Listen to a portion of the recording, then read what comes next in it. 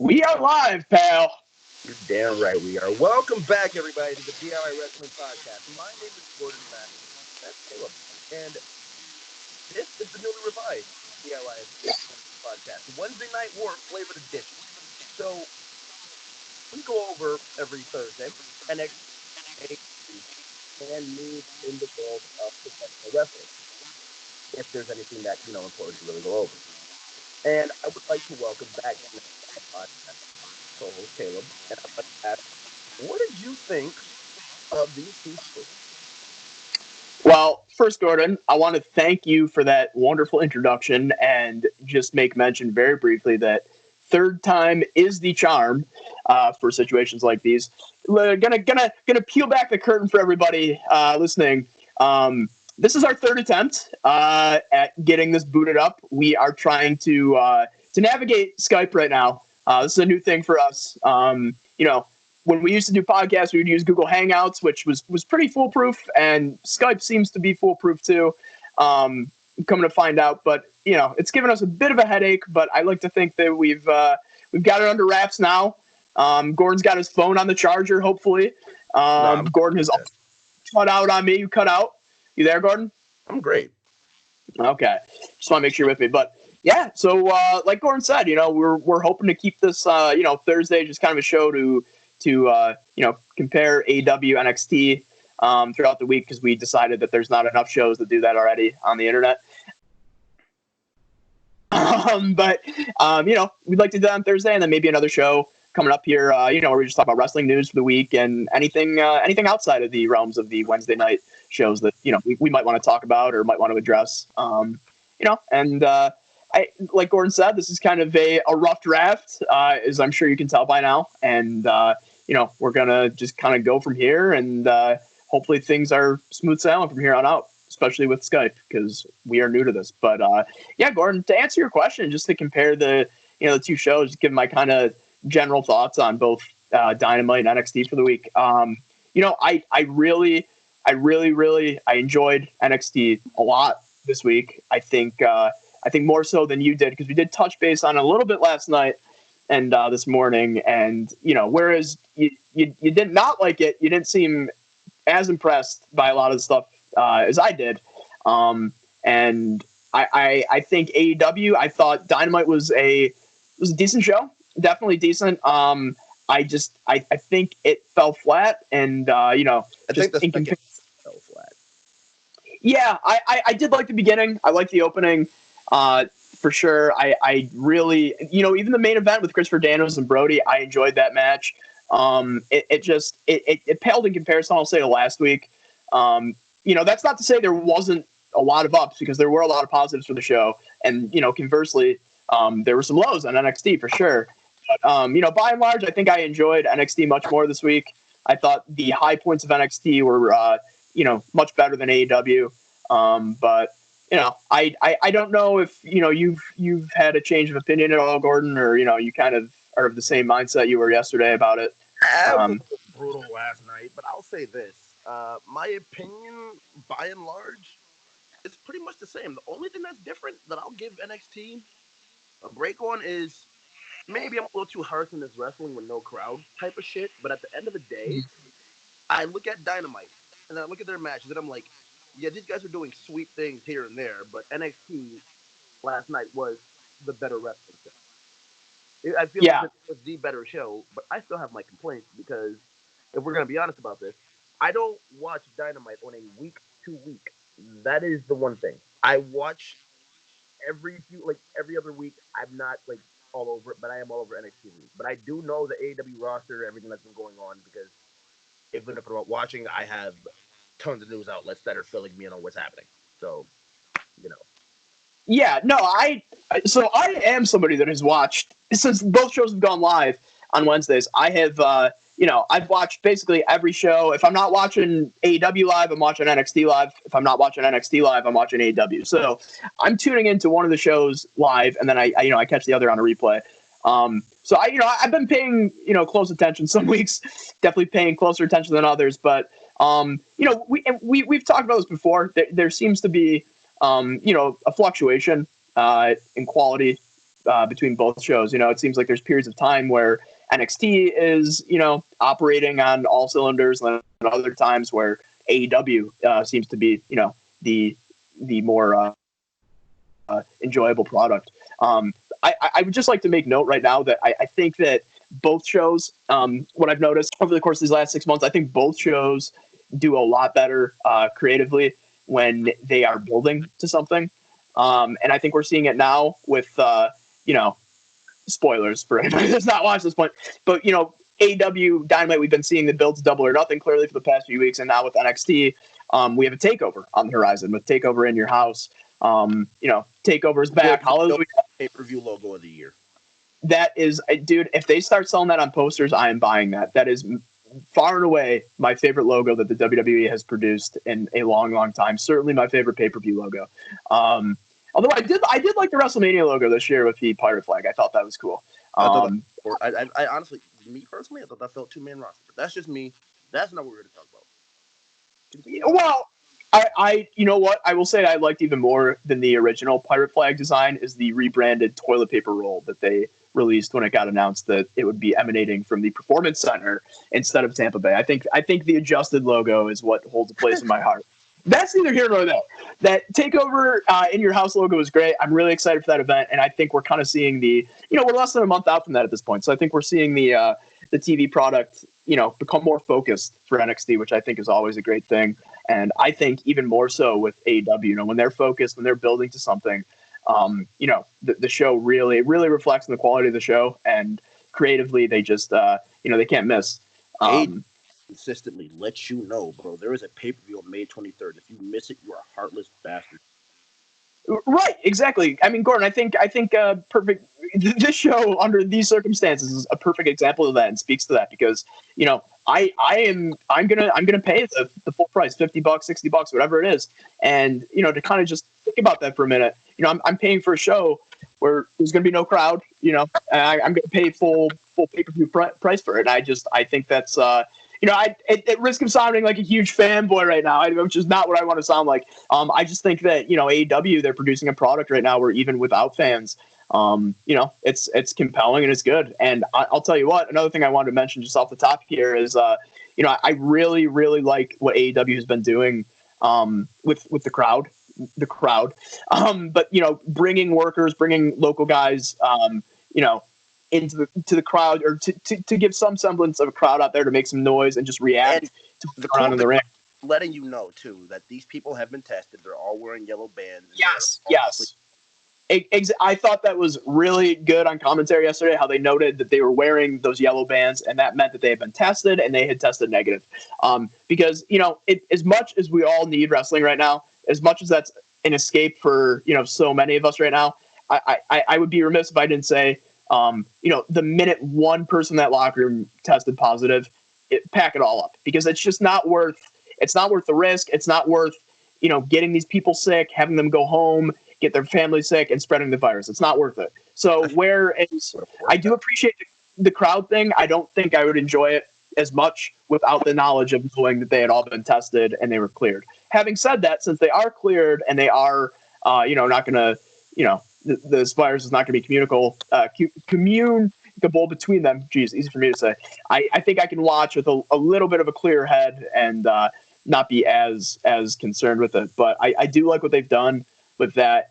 Even that little bit of noise, makes a world of difference. And obviously, it's the crowd responses, I'm sure, are the desired response, for lack of a better word. And I know they're probably being, they're giving, directives on what to do, what to chant. But I like to think that the wrestlers are even having fun with it. You know what I mean? We've seen Austin Gunn and Billy Gunn seemingly having the time of their life ringside these past few weeks, and that's a heartwarming thing to see. Bonding. Right, dude. On the doorstep of Father's Day, it's coming up here right around the corner, and to see that sort of father-son bond is just so heartwarming. So, but again, I really like that crowd noise, and I think that's something that's missing from NXT. And you made this point the other day about how with NXT, now that it's emanating from the Performance Center, just like SmackDown, just like Raw, just like the pay-per-views, even kind of has, that same feel, at least production wise, as the main roster shows. Now, granted, the wrestling is different. The creative is starkly different. That all needs to be noted. But production wise, there is something when I'm watching that where I just I feel like I am kind of watching just another WWE show. That feels kind of identical to a Raw or a SmackDown and all their other shows. But having said that, I still think NXT, like you said, way better show wrestling wise. I even think creatively, like I said, because they're clearly building to programs for that Takeover in Your House show. I think they were super focused, and the episode reflected that, the product reflected that. Now AEW Dynamite, where I'm heaping all this praise on them for feeling focused and the show being more concise and kind of in line when they're building to a pay-per-view. I didn't feel that way that much yesterday. The week before, certainly, and this week they definitely built to programs, but it just felt like a bit of a step backwards from what we saw last week, and even the couple weeks before that, where I just felt like AEW was kind of returning to normalcy, or relative normalcy, under the given circumstances. But I'm curious to hear your take on it, Gordon, because again we touched on it, but I just want to know if you've felt the same way about both shows, and just kind of that idea that when they are building to a bigger show, the weekly TV is much better because of it. The weekly TV is the biggest factor here. Like they bar none, the biggest factor, because the reason we're in this position and the reason we're at quote unquote war is because the journey to the destination that is the pay-per-view, or in this case the network special with the WWE, outside of NXT, is never usually that good. And then when it's never usually that good, they try and pay you off by giving you a pay-per-view that's balls to the wall great, followed by a shitty Raw. With NXT and AEW, this is the case. And when they're determined, they're focused, and they have a goal set in mind, this is when both these two are at their very best. Now, this is where it gets interesting to me, because Meltzer made a point, bro. And this was like, I think about a month ago with Conan. And he said, when NXT is at its peak, at its very best, it beats AEW on any other night except for when AEW itself is better. Little bit of a confusing quote there. No. I would say that I'll clarify. Okay. NXT is better than AEW, except for when it's not. No, NXT is better than AEW, except for when AEW is at the peak of their game. Okay. Well, still, I do think that. No, it is, but I think at least, just immediately that translates as, okay, NXT is better except for the weeks that AEW is better. But I get the sentiment. I get what he's going for there. I agree with that to an extent. I think that's why I say AEW, I think just, consistently, NXT has been the better show over the course of these last 6 to 7 months, however long it's been. I think consistently and sustainably, they have had the better TV product. I will say, though, and I think this is kind of what you were alluding to, Gordon, is that, the peaks of AEW, the bright spots of AEW have been better than anything we've seen on NXT. And that's exactly where I'm at. Yeah. And I agree with that to an extent. I say every single week I will watch NXT before AEW, and it's just one of those things that I even hate to sound like Mr. Fanboy here, but to be completely honest with you, it's just like it's a really compromising situation for wrestling fans. Like, let's be honest right now. Like, for everybody who's NXT, you have a deep investment in this product, and there's a takeover on the way, and then AEW comes out of, well, not absolutely nowhere, but they come on to TNT, and they steal hearts and they steal viewership. Because let's not remember, those 2 trial weeks on USA Network drew 1 million each week. Yeah, and I mean that's to be expected. Obviously, the kind of decline in the ratings of the viewership, I think, is expected. Obviously, it's been it's been completely more rapid because of this virus. We've gotten to that point sooner than anticipated. But I think everybody was kind of the opinion that both shows would settle around that kind of 600, 700,000 viewership mark. But what'd you say? I said everybody thought that, but for the longest time, until the pandemic shit started, And actually, maybe 2 weeks before then, we seen a little bit of like 7.8 or 7.9 NXT Yeah, got. no, the pandemic certainly expedited the process. Like I said, I think these are the points they would have settled at a year in, however long in, we would have arrived to this point. But I think, the current situation of the world has definitely expedited the process. And I think what we saw, the viewership drop off, I think what that could be attributable to is the more casual fans not tuning in just because wrestling is completely Yeah. on the back for them right now. So yeah, I think it's interesting. I think that you made mentions of the ratings this week where you said that AEW won by 54,000 or something like that. Yeah. And I hesitate to say when because I've told you this before. I think in 2020, in a day and age where so much content is either found on the internet, is streamed. So many people don't even have cable or have cut the cord. I think that it's a metric that holds some sort of merit and credibility, the ratings, but I don't think some people like to act like, it's still 1990, 98 or 1999, and these ratings are the lifeline for these shows. And the Nielsen ratings are going to make or break, either one of these companies. And that's just not the case. No. There's a new definition to this now. Like the new definition of the ratings are just these guys want to believe they work for the better company. That's it. I think right. Because AEW is always going to have a consistent fan base at the point. We understand at this point where they are right now, that company is not going anywhere anytime soon. Yeah, I agree with you. I think from a morale standpoint, definitely it matters. I think what's interesting about both locker rooms, the AEW locker room, the NXT locker room, I think you got a group of guys on both ends there that are really, really happy to be there. And there's kind of a camaraderie that you'd see on a high school sports team or, any sort of team where it seems like everybody's in it together and they just want the show to thrive. And I think, on that same token, I think there's, a lot of people in AEW that are friends with a lot of the guys in NXT. So I don't think either party are hoping for the other's demise. I think that, it's more of a friendly competition or a war, if you want to even put it that way. And less of this huge contentious, we're going to put them out of business. We're going to ruin them. No, I think it's healthy that both. I've wondered how the roster themselves have felt about it. It depends who you ask and which locker room you ask. There are guys on each side that will genuinely say to you, like, yeah, I have friends on the other side, but every week the goal is to beat them. Not because the ratings will kill us, but because we just want to be known as the better show. Because Tommaso Ciampa himself said, looking at things on the NXT side, when we bust our asses every week and we see AEW is on top of us in the ratings, we genuinely don't feel like it's supposed to be that way. We genuinely just feel like they have that crowd because they're the new hot wrestling show in town. Yeah. Now.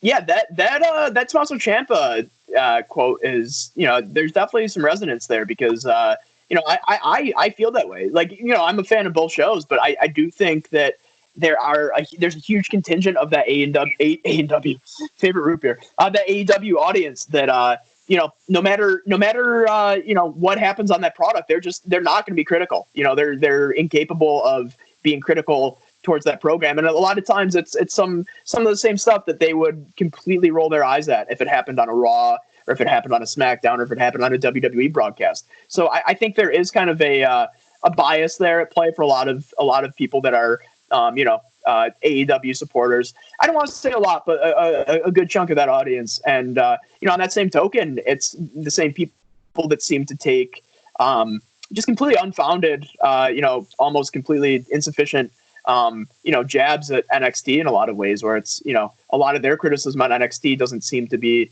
reflective of what's actually happened on NXT. Big criticism from NXT, from AEW fans' perspective, from what I've heard at least. It feels like they try too hard. So yeah, right. It feels like NXT tries too hard when your complaint is the main roster doesn't try enough. Yeah, it again, it's kind of this not brain dead sort of thinking, but it's just this, like I said, this biased kind of warped sort of thinking as it pertains to both of these shows. Because I think by and large NXT, where I get that criticism, I get that critique for sure. A lot of the stuff they do seems self-indulgent, overly indulgent, a little masturbatory at times. And again, I think you have to look at who's running who's manning the ship there. You got Shawn Michaels and Triple H, who have been known for their humility throughout their entire career. Not really, but but anyway, you have those two kind of running things. So that dog, bro, the dog. Can't forget the dog, bro. That DOGG. Double G, yeah, double crooked letter. He's on AEW, but yeah, I think that it's NXT is there's a lot of criticism out there that's like I said, unfounded and not accurate. And then AEW, I mean, just obviously for a recent example, just from this week's episode, Cody getting in that truck and running down wet floor sign or whatever the hell he is. And, right. He drove. He looked like a 16-year-old kid that had just got his learner's permit and was trying to navigate the parking lot set up at the at the DMV that they had out front. But I digress. But my point being, if that same kind of thing happened on a WWE product, if that happened on Raw, I think it would be getting absolutely torn apart. And maybe this isn't really a fair analogy here, because I have seen that segment by and large get kind of torn apart online. Now I don't think a lot of people are fans of that, but I'm still feeling a lot of the times I'm watching AEW and I'm seeing stuff where it doesn't feel it doesn't feel that unique from something that I might see on a main roster WWE show. It's I'll tell you what, Gordon, it certainly doesn't feel like their mission statement, which seems like has just completely been forgotten about now, where they wanted to provide a real sports feel or provide a alternative for the kind of hokiness that we see on WWE programming. It seems like by and large some of these things early on was that NXT was delivering on AEW's promises that AEW made. Right, and we had said that to each other before. It seemed like NXT was doing AEW better than AEW was doing AEW. And they made their show. And you can tell this is different because we know what the real NXT is. It's a perfect mix of story and wrestling. Those first 8 weeks, bro, I can't tell you how many matches we've seen comparatively to promos. It's wild. Dude, and I've said this before, and I'll go on the record as saying that I truly do not think until 2020, until New Year's 2020, AEW had a better show than NXT. I think from October, when both shows were live, I think consistently NXT was the better show.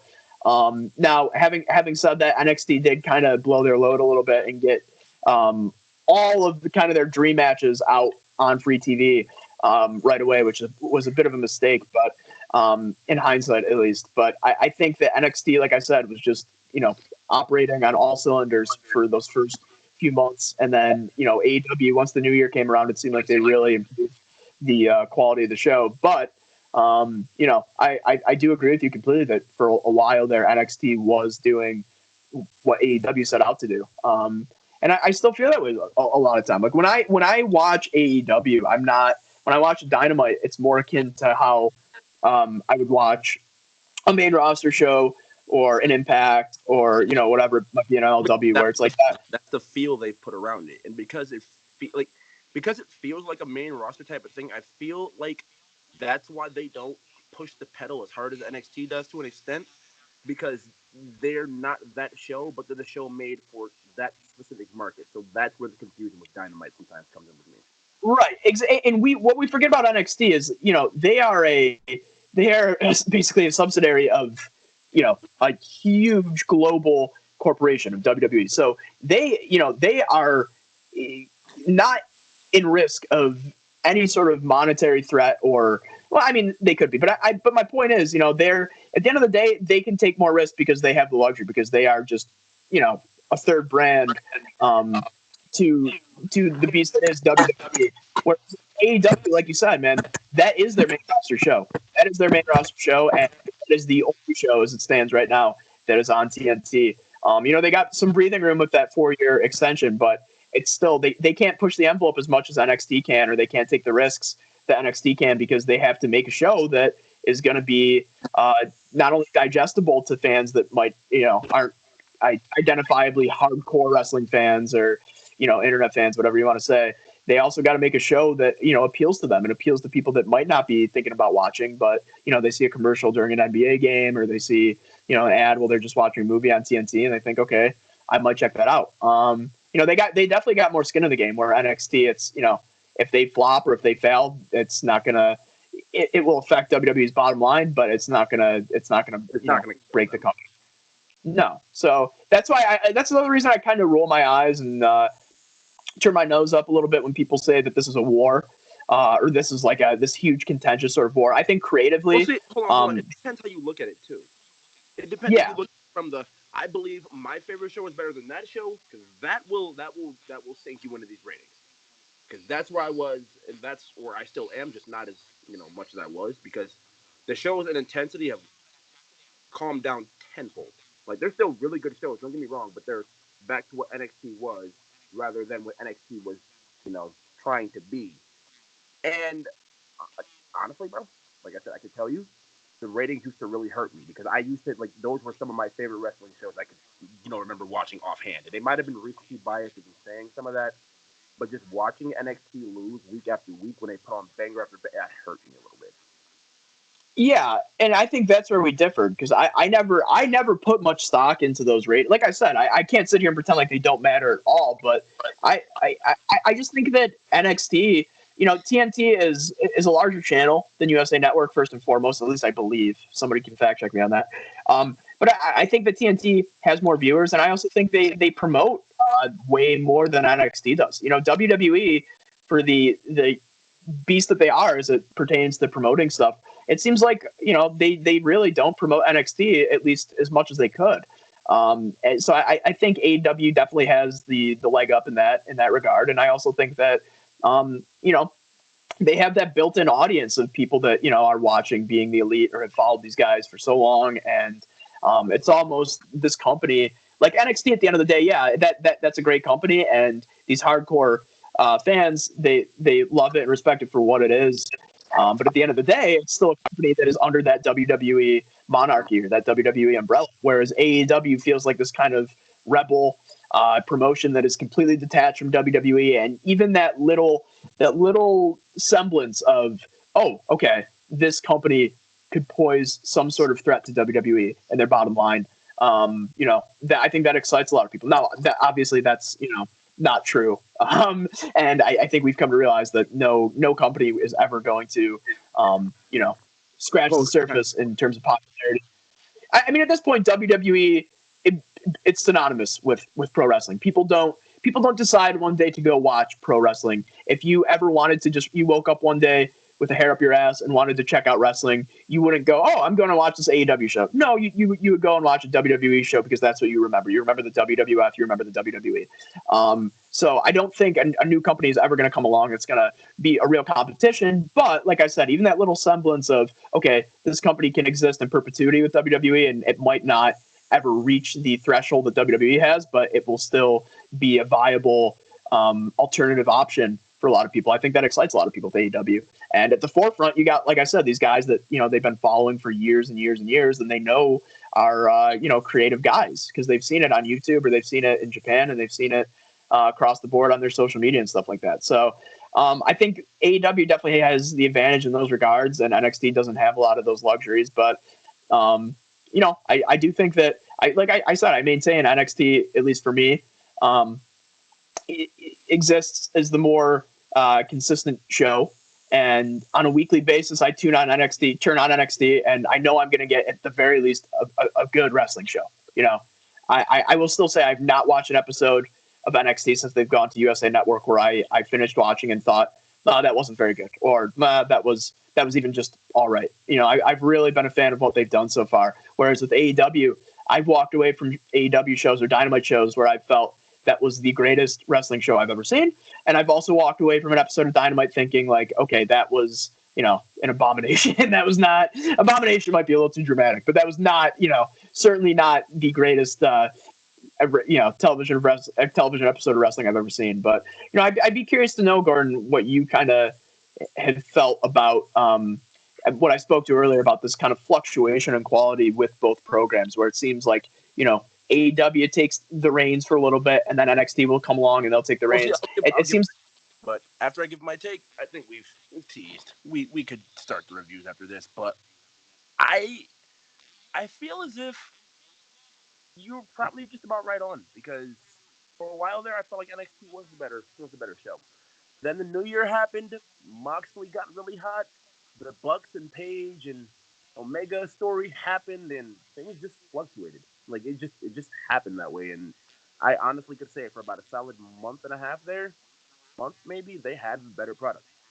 It wasn't even comparable. Like I was sitting back watching some of those Dynamite shows, being like, "This is like watching this is like a completely different thing." Like, and Yeah, they serve the same audience. It's crazy, but watching this is a different thing. Like this feels different from NXT in the best way possible. Like yeah, that's and on it. that's a good point.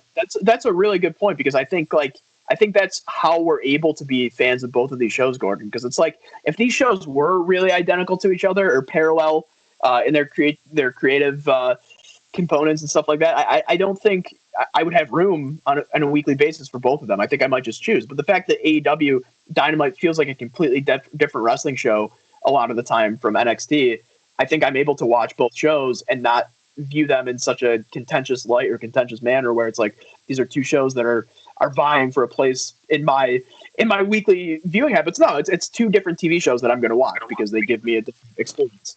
You know what I mean? Yeah. Okay. But yes, let's get to it. It's half an hour in. I mean, it'd be like that sometimes, bro. Podcast time. You gotta fill the time. Bro, I'd be like that all the time. That's me and you. Yeah, yes, guys. If you have forgotten, please, and I'm sure you will get acquainted pretty quickly. But Gordon and I tend to ramble a little bit and go off on some tangents. So yeah, all things considered, I'd say 32 minutes in is a miracle, a minor miracle that we have now approached the actual review portion of this podcast. The floor is yours, Gordon. Go ahead. I think because you wanted the opinion on this one more, I think we'll start with NXT this week. AEW can get the main event, brother. All right, sounds. Okay, so let's. I don't have complete notes for this taking down rough draft people, and usually it's just the mental stuff. What I usually do is just write down segment by segment what happened, and I can just go off memory.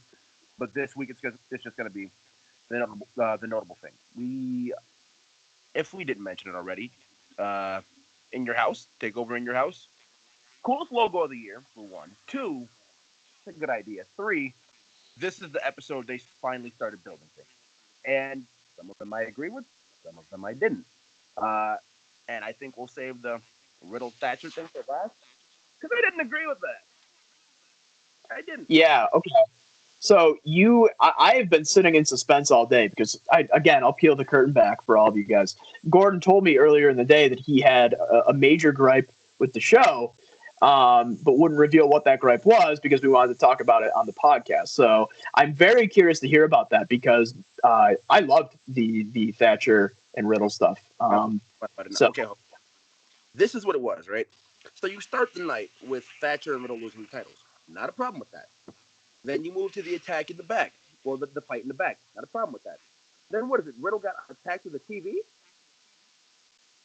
Thatcher yeah, there was like a little monitor on the wall that, or on a shelf on the wall that Thatcher grabbed and very lightly smacked Riddle on the back with. But yeah, that added a little fuel to the flame for not an sure. issue either.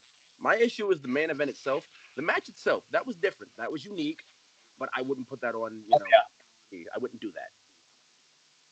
I just wouldn't. Like I liked it personally, but I You see a got to lot. keep in mind that match. Not to cut you off, but that match. Clearly they're building to presumably a takeover match between Thatcher and Riddle. So that match, first of all, I loved it, but I think they didn't want to give you a full blown match between the two of them because that's obviously they're going to have a bigger match with higher stakes at takeover. So I think what we saw tonight was kind of just a teaser and a way to generate some excitement and some buzz for an eventual full scale kind of 20-25 minute takeover match between the two, which I think will be a banger. But There's not an personally, issue with it. That's not the issue. okay. The issue Yeah, itself. I'm curious to get to the issue. Okay, well, the issue itself is you do all that in one night, and you're trying to make Thatcher look like his point is valid, and like he's just sick of Pete. Not sick of Pete. He's sick of Matt Riddle's shit. Okay, well, you do all this, make them lose the titles. You could have gotten tagged in. You could have won the match. But then you go make this superhuman effort. And the commentary all match is putting over in the main event about how Riddle is a striker. Yes, he has a UFC background, but Riddle's a striker, and Thatcher is the technician. The technician just lost to the dude that he said he didn't want to be a part of, or, he called him a hot mess and said he didn't want to be a part of the sideshow, wanted to be a champion, and you lost to this dude. You attacking him after the match. Hold on. Attacking him after the match does you no good. I am sorry. It does you no good after you made that big ass effort and the show was built around you. You look like a doofus at the end of the day, dude. You look like you're mad and you're furious at the end of the day. You're putting this dude in the Fujiwara trying to snap his shit when for the last 2 hours, you've done nothing but sit here and try and tell this man, I don't fuck with you. I don't want to be your partner. You're too much of a fucking mess. Like, dude, no. And then you lose. Not only do you lose to a finish I don't even fuck with all like that because, let's be honest here. How many times have we seen submission finishes or in the main roster situation, but Kelkina Clutch get, thrown into a roll-up and then a win happens like that?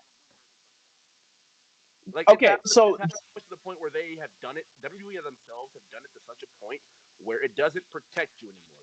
You still look pretty stupid from it. That's just me. And I know they're going to do this match, and I agree with it. This isn't the way you should have did it. Gordon, I disagree with that because I don't think. First of all, it was not the Coquina clutch that Thatcher had. I'm giving you the example that's we've done that spot, and I've seen that spot where you roll out of the submission and roll that person on their back to the point where they don't understand their shoulders are being counted and they lose. Well, okay, see again, and that's why you might have to go back and rewatch before too, because if you remember Takeover New York, that's how Velveteen beat Riddle, vice versa with the Bromission, and that got rolled out. Yes, but I think if you go back and rewatch this, what they were in a grapple exchange. Riddle was trying to break free from Thatcher's hold, and what happened was they were rolling around. And it just so happened that Thatcher had the submission locked in, and we have seen this before in WWE too. Not to the point where we've seen the Coquina clutch getting rolled up, thankfully, but he had Riddle in the armbreaker, and he got twisted up, and he had the submission locked in, and he didn't want to release the hold. And again, I do agree with you where that's it's like okay, really bad because you hear 1, 2, 3, you don't move. I'm thinking, what we've seen from Thatcher so far. And perhaps I'm being too forgiving here, but we have seen, at least from a character standpoint, that he almost gets blinded in a way by his kind of, I want to say rage. I don't know if it's rage, but I think he gets blinded by his passion and his I will say rage when he's in there. Shout out Alex Riley, push rage. But I think a lot of the time so it seems that he is a guy that just when he gets heated in the ring, he gets heated, and I'm thinking maybe he had that submission locked in, and he became so kind of tunnel visioned on just keeping that submission locked in and making Riddle tap to the point where he wasn't even hearing the refs count. Again, that requires you to do a lot of heavy lifting, creatively on your own end. So I don't know if that's the case, but I just think that I liked it. I was a fan. It wasn't like just a classic like roll up for roll up. It seemed like Riddle. But you got to understand when you did that for half a year with one of your guys on the main roster, and then you used that kind of finish with Matt Riddle explicitly before, and you do that kind of stuff, and then Thatcher can hear the count. And he's well aware because the submission is cranked tight. Like I get it. It just comes off. What I wanted to add. Yeah, but Gordon, he was at a point where he couldn't kick out. Do you know what I mean? Like that's why I was saying go back and watch, because it seems Riddle has him tied up to the point where he has the submission locked in, but he actively, or it looks like even if he wanted to, his shoulders are completely locked, and he's in a very compromising position where it didn't appear that he could kick out even if he wanted to. So that's why I liked it. Now, if what you there's a way to do this. There is a way to do this. Video games have even done this spot better, because there have been WWE games with storyline. Like I don't even mean to sound like I'm shitting on it, because like I agree with the feud. I don't agree with the way it started. If you want to pull something, you do 1, 2, 3. Riddle taps at the same time as 3, and the 3 count hits. It's a draw. You have them brawl. You have them get separated. You end the show. I think you're looking at it from you want to protect Thatcher and you want to preserve him and you don't want to give him a loss like in his first singles match. And I agree with that to an extent, You but don't I give don't. him a loss. No. It's like you don't want to give him a loss after the way his character has been portrayed this entire time. He wants to be a champion. Right. He want to be a champion with Pete. But no, I keep saying Pete with Riddle, but he loses to Riddle and then loses after the match and gets Riddle in the Fujiwara again. Riddle tapping that time in the Fujiwara after the match, I don't disagree with. I actually like that because Riddle's been in the UFC and he knows submissions, he knows holds, all that kind of shit. So he knows that can snap his shit. He's tapping and saying, "Get up." That part I agree with. But or you could have just had Thatcher.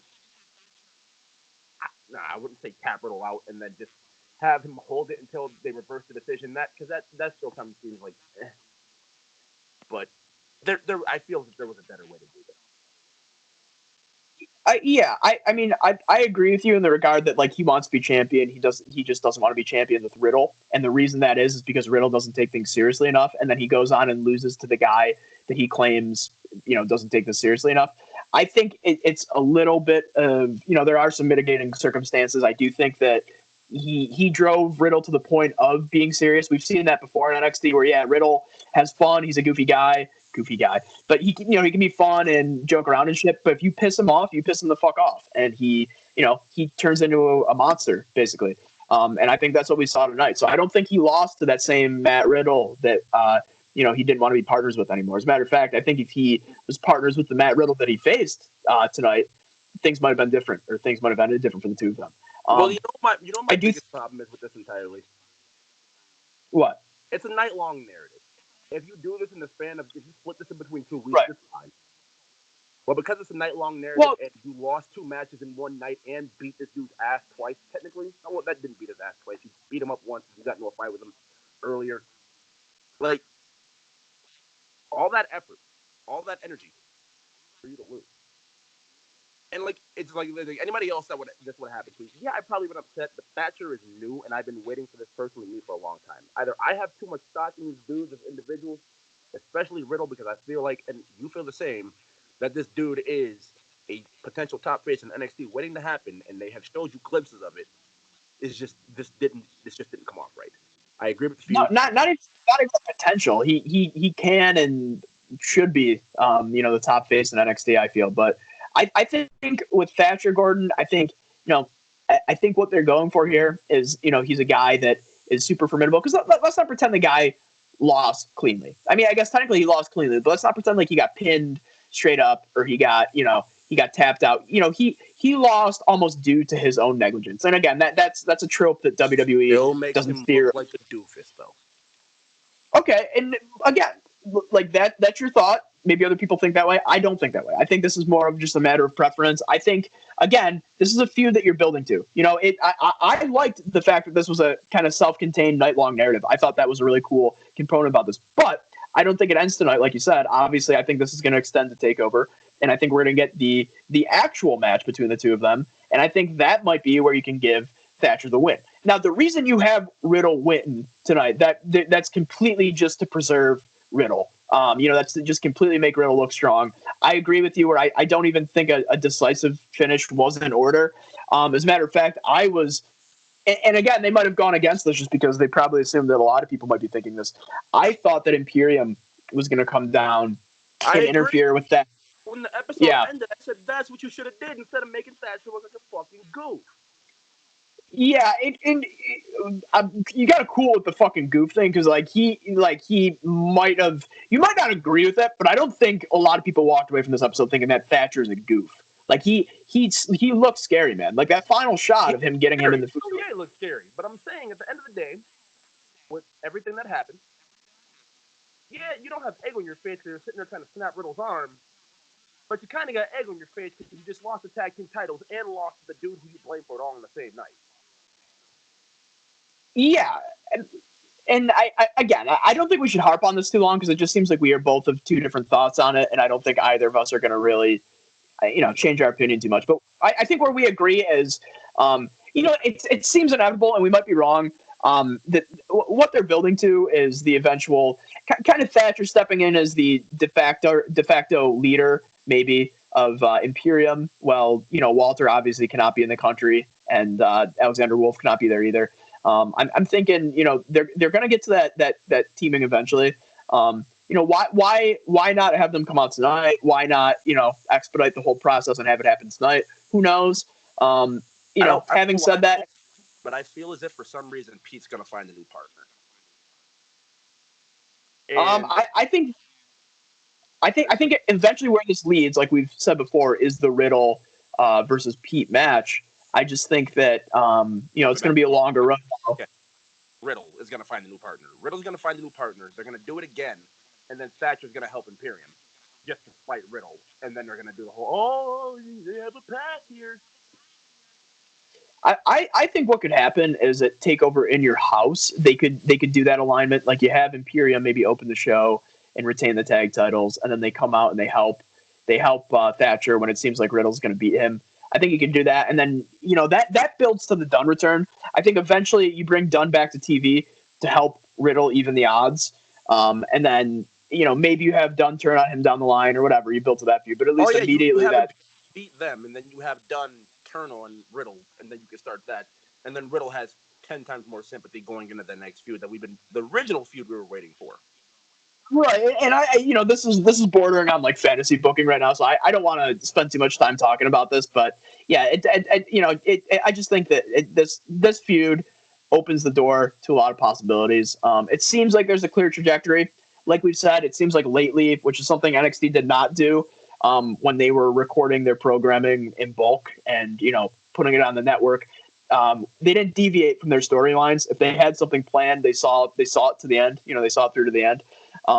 It seems like since they've gone live to TV, there's certain things where they've either adjusted course because of response, or they've changed course because of what might be happening on the other show or elsewhere, where they think they need to do something new to generate intrigue and interest. So I'm hoping, where this seems obvious, the Thatcher and Imperium alignment, and then you can bring back to Dunn at TV that way.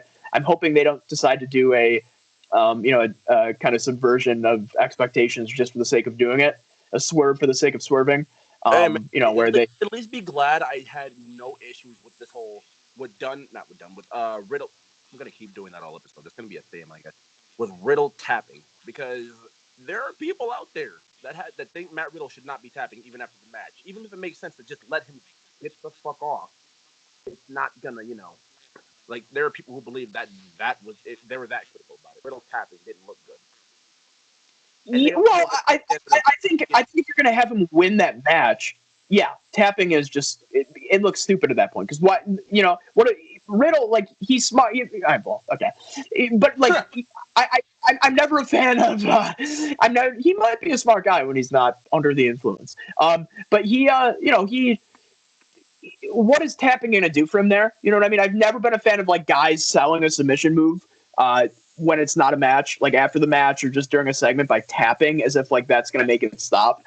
So I do think in that regard it looked a little stupid, but I don't know, man. I like I said, I view this whole thing as a means to an end. I think we're going to look back on this in 4 weeks' time or 5 weeks' time, and you're not going to feel as impassioned about it. But not, I guarantee you, the feud will at the end of the feud, I'll be like, that was great.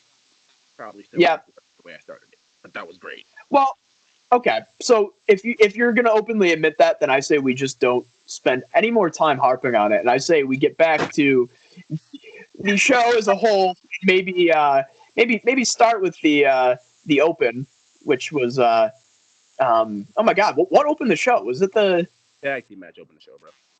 Oh my god, thank you. Yeah, I don't know, I couldn't think of that. Yeah, man, I thought that tag team match, for as short as it was, prior to the turn, I thought it was great. I think Thatcher really, that was kind of the first showcase I felt for Thatcher where we kind of saw as fans that might not be familiar with him. I had a familiarity with Thatcher prior to him coming up. His first debut and then his first year. Yeah.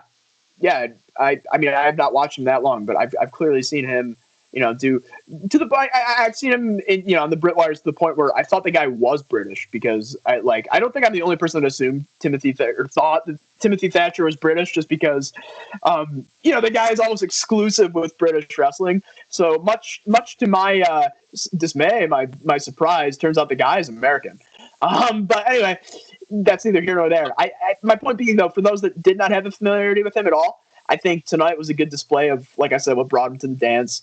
You saw him display a lot of his kind of technical style, but, also kind of that. Right, I was going to say that intensity, almost that Oni Lorcan kind of Biff Busick, sort of intensity that I love so much. But we saw that, and we just kind of saw, like, okay, I get why this guy is immediately being put into this prominent position in the company. I thought he looked good. I thought, as always, Marcel Bartel and Fabian Eichner look great. They have, I honestly think, some of the best chemistry out of any tag team. Underrated they are? They are supremely underrated. It's a shame that it took this long in these circumstances for them to be plucked from NXT UK and, become permanent fixtures on NXT proper. I'm surprised. It's not a shame. Hold on. I'm surprised they won those championships before they won the NXT. Right. I think, again, that's another example of Triple H's team not wanting to go the obvious way just because it's obvious, even though it's the right way. It seems to be something they do a lot. The right answer, even if it's obvious, is still the right answer at the end of the day. But again, that's neither here nor there. But yeah, dude, I think they're great. And it just blows me away how much chemistry they have as a team, considering the fact that they were assembled a year ago, and they look like a team that has been together for years and years and years. Both guys are just so fluid. And Eichner, I tell you, man, every time I watch Eichner, he there's some sort of display of his athleticism that I have not. It makes my jaw drop almost. I'm like, wow, like this guy should not be able to do that. I feel that way with Tony Nese sometimes too, but Eichner especially, it's like this guy should not be able to move that way. This guy should not be able to pull that off, and it's great. And I think Bartel, again, his intensity is amazing. He just has a presence about him that is just so kind of intangible, but at the same time, just so impressive. And he's got star qualities just in spades. So it was a great match. Riddle looked good too. Riddle kind of did his Riddle offense. What I really appreciated about Riddle in this match was when Thatcher did. What? Are you going to say what you really appreciate about Riddle in this match was the entrance? Entrance was great, as always. But you know what I'm pointing at toward the entrance, though? No. What? Did I miss something? When he kicked his flip-flops off, when he kicked the slides off, one of them cracked Thatcher in the face. Oh, my God. If that was not intentional, that was intentional as shit. Because after that, Thatcher just threw on this, like, I really wanted to fucking... He was so annoyed. Right. But, okay, that's great. Because I didn't even pick up on that, Gordon. But now that makes so much sense in hindsight. Because from the get in that match, he was already in that Thatcher mode. Where he was just full-on angry, pissed off, abusive, madman. So that makes a lot of sense. But, yeah, when things kind of hit the fan between them, when Riddle accidentally... Monkey flipped and catches him, and he walks out. I think a lot of people we see Matt Riddle. We see the span of his acting abilities. We think when we see segments like the New League Bro show and stuff like that. I think when they give Riddle good material and serious material, he knocks it out of the park. He is just such a versatile talent, and a lot of people that think he's only capable of pulling off comedy stuff. I think tonight is a perfect example of the fact that Riddle is more than capable of carrying a kind of heavier storyline, or has a wider breadth of emotion than just being the stoner guy. Because dude, his selling when Thatcher turned on him when he was screaming Tim, what are you doing? Like that seems so genuine. I felt his pain. I actually felt like he was betrayed. And for a team that, like I said, they just ran this angle a few weeks ago. And I already feel like these guys are fast friends, and like this is a serious betrayal. I think that, again, speaks to Riddle's talents as a performer. What were you going to say? I think that was going to make me cancel out my question now, because I was going to ask you, have Riddle's comedy chops hurt his NXT run? No, Gordon. If anything, I think they improved his NXT run, because I think even in NXT to an extent, where you don't need to have a personality in the way that you would on the main roster, it's like I said, it's still at the end of the day a WWE product, and I think the personality component and the entertainment component is huge. And I think if Riddle came in the door and they just, but the only reason I asked the question is because you see shit like this in NXT, and you see the whole thing with Riddle and Dunn, and this is done to pretty much get Riddle over more, show his personality, show who he is more and more. But no matter what, this is always going to be a part of who Matt Riddle is to the WWE in general. And if he ever is to go to a Raw or SmackDown, and I'm not going to try and drag this off because this is going to come back to NXT, that comedy element could have him DOA immediately. You feel like even in NXT, how do I put this? When Riddle wasn't, joking around, he was on his way to the world title. Now that Riddle has a personality and it's kind of just like a bit of a dumb stoner, I don't want that to screw him over. I get what I really do understand what you're getting at, Gordon. I think two things. I think one, they pumped the brakes with Riddle with that whole Goldberg situation from Survivor Series or whatever that was. I think when that was when it seemed like he was going to be inserted into the title program, and they kind of pumped the brakes a little bit. Yeah, but they went back to it. Well, but I think now what Triple H is doing is almost providing Riddle with a little bit of insurance, and knowing that one day, yes, Vince is going to want to get his hands on Riddle, and just equipping Riddle with the skills that Vince is really going to care about. Yeah, Vince likes a good worker. He's going to like that Riddle's like a UFC guy and might have that style. But at the end of the day, what Vince is really going to care about is, can he be entertaining? Can he be entertaining to a casual audience? Does he do stuff that is going to be endearing to, kids or the family and stuff like that? And I think the whole stoner thing, even if they aren't as overt as NXT is with the obvious, weed innuendo. No, I think will be over. The stoner thing will be over. But here's the problem. Yeah. Is it going to go to a Moxley level where it becomes Riddle doesn't want to do that all the time, and that's who Vince knows Riddle as? Is it going to get OD? There's kind of two schools of thought with that. It's that's inevitable. It's the main roster. That's going to be what happens. Or it's he's a guy that is different than Moxley in the sense that he has this legitimate fighting background that Vince also loves, and usually that sort of background, gives the guy an insurance policy, and Vince is going to take them seriously. So I don't know. I think if Riddle can kind of curb the and again, I appreciate Riddle for this. I appreciate that Riddle is not one of those just happy to be here, just kind of implicitly respecting all of the veterans sort of attitude that so many people seem to have in WWE. I appreciate the fact that he's willing to speak out when he feels like something is unjust or when he doesn't agree with something. I like that, but I understand when you're in a company, you got to kind of fall in line, as hard as that is to swallow. And I think if he can curb some of his, his social media stuff and bite his tongue to some extent and make it to the main roster and play ball and be compliant with a lot of the stuff that Vince might want him to be, I think that, like you said, this is a guy that can carry this company into the future. And that sounds almost a little hyperbolic, but I truly think that he's just such a amazing blend of, athleticism, style, charisma, and performance that, we haven't seen. And we're seeing him flourish in NXT right now. And I think tonight I'll leave it at this with Riddle, right? I see when it comes to his future, I see in a perfect world, I see him working. But even then in NXT, he even says he has issues with the coaches here and there, but they're respectful. They'll talk. Now, we know how the main roster works. We know how the hierarchy around there works. We know how the corporate structure of the back works. Everybody's a yes man. Nobody can give you a straight answer. It's all Vince.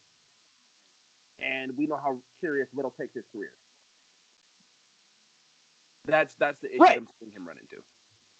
And that's the thing. If I thought Riddle speaking out and being, outspoken or candid about things, if I thought that was just him being belligerent or ignorant or, just being a dumbass, just complaining for the sake of complaining, I'd have a completely different opinion. But I think the reason he does act that way, like you said, Gordon, is because he does care about his career so much. And he sees so much value in himself. And he has such a confidence about himself as a performer. So I think he actively just gets aggravated with stuff that he deems as, like I said, unjust or, certain people getting opportunities that he doesn't feel fit or they deserve. So I think what it completely boils down to, like I said, is just this WW attitude that has been in place for so long. It's just been indoctrinated into the fabric of their culture, where it's you respect those that came before you. You don't speak out of turn. And you bite your tongue even if you do have a gripe with your creative direction or the creative direction of the company at large, because you're a player that's sitting on the bench right now, and if you want to get a chance out there, you gotta play ball. You gotta keep your mouth shut. So yeah, it's annoying, but I do think that we are going to see Riddle kind of slowly climb that mountain again, and I hope he's a guy that before he gets called up gets a chance at that NXT championship, because he's just a guy that it just makes perfect sense. I think he's deserved it since the day he got there, and that belief gets reaffirmed every time there's a night like this where the show is based around Riddle, or Riddle is kind of the backbone to the episode. He knocks out of the park. So moving on from there, you want to talk about Finn Balor next?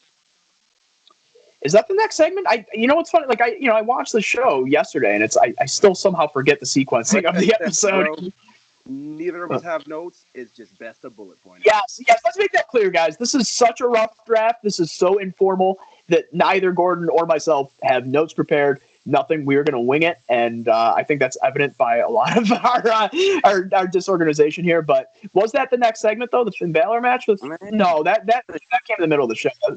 That was the second hour. Here's what I can remember right now. We can either talk about Gargano and Candice versus Keith Lee and Mia Yim at some point, or we could talk about Finn Balor versus Cameron Grimes, and then what followed that.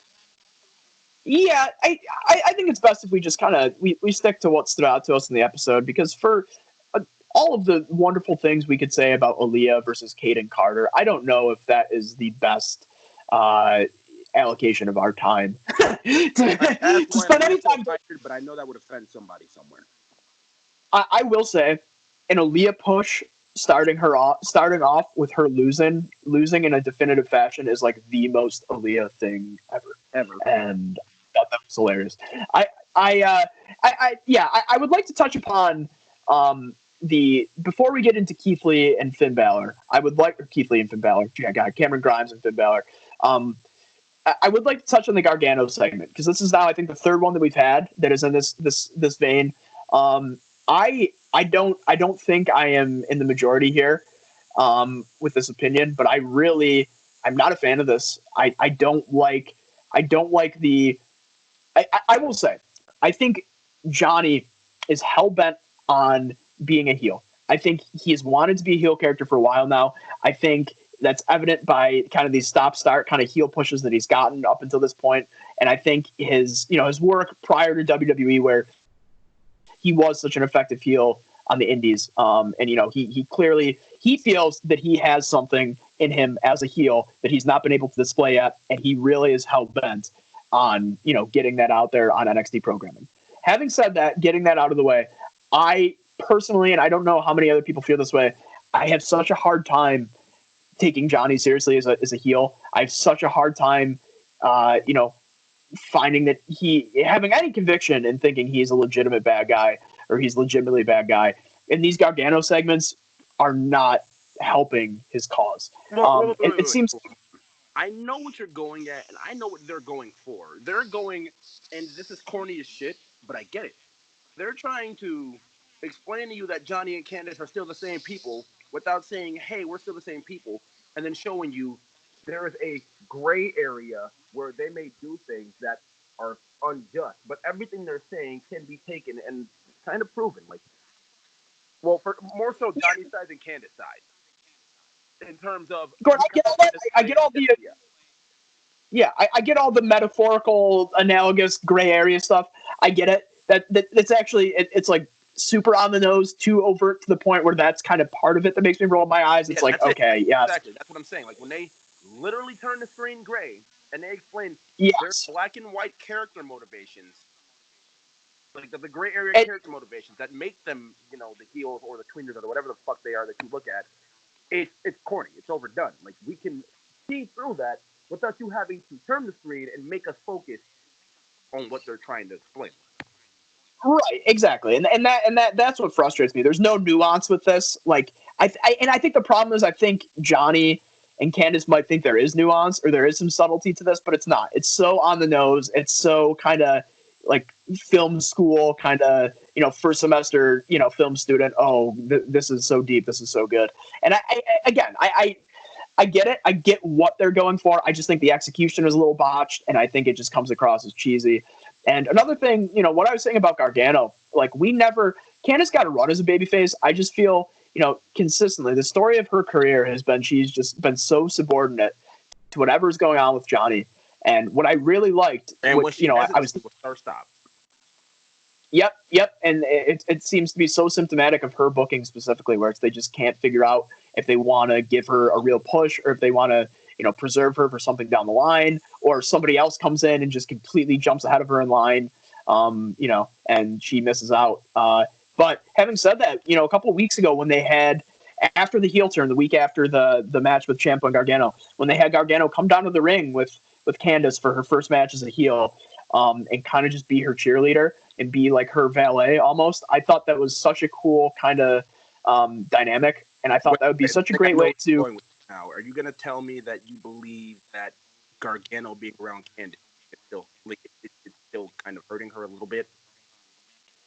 Yes. That basically my main bone of contention is that I think Gargano being there by her side and not wrestling, but like I said, almost being her valet for a while and like gassing her up like he was and just being like this overly supportive husband where they're both like so narcissistic and so full of like not only themselves but like their relationship. I thought that was a really interesting dynamic, and I thought that'd be a good way to kind of limit Johnny's exposure, get him off TV for a while, not get him off TV, but put him in a different capacity where he's not vying for any sort of title or is not in any sort of feud in the men's division, but instead is so focused on his wife's success because it also inflates his success, knowing that he's married to the women's champion or knowing that her success is thanks to him. I thought that would have been such a interesting dynamic and would have played to his narcissism, which clearly he's going for with the heel character even more. But they deviated from that, and it seems like we're just going to get,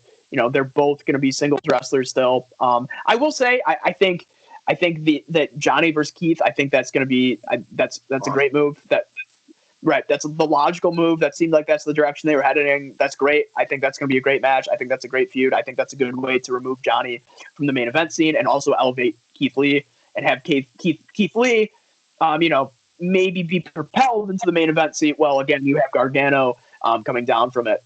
So I think that's a really great feud. I think that like I was just saying, I would have maybe liked to see Johnny, take a step back for a bit. But on that same token, if you do that, now is the time for Keith Lee. You could argue months ago was the time for Keith Lee, but if you're going to do this Gargano program, right now is the time. I think that the Mia Yim relationship with Keith Lee might be explored now, and we might get an intergender type. Been mentioned on TV.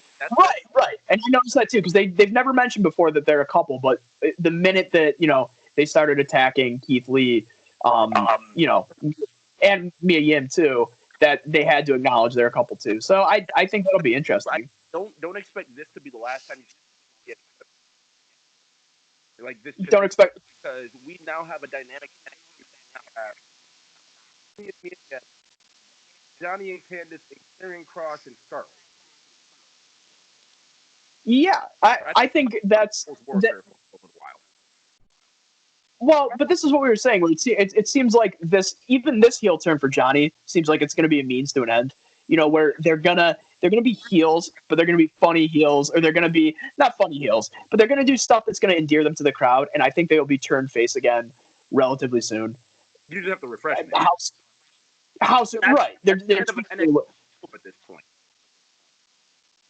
But it's almost like what Johnny's going for, too. You know what I mean? Because the comedy that he interjected into that segment, the dinner with the Garganos, it totally reeked of, I'm trying to be a cool heel right now. I'm trying to be the funny bad guy. I'm trying to be like Young Bucks, PWG, just... She's a ninja. Right, exactly. And that's the thing. Like, if I thought that Johnny Gargano actually wanted to really be a bad guy, I would feel differently about this. I think he just wants to be that cool bad guy. I think at the end of the day, no matter what Gargano is doing, he just wants to be like loved by the audience to some degree. And I think he knows at this point that, okay, heels are what is hot right now with wrestling fans. People like a good bad guy, and like, you get way more creative leeway as a bad guy. I think he realizes that. So I think like this heel turn was necessary in order for him to start doing some of the more creative things that he hasn't been able to do as this like super white meat babyface.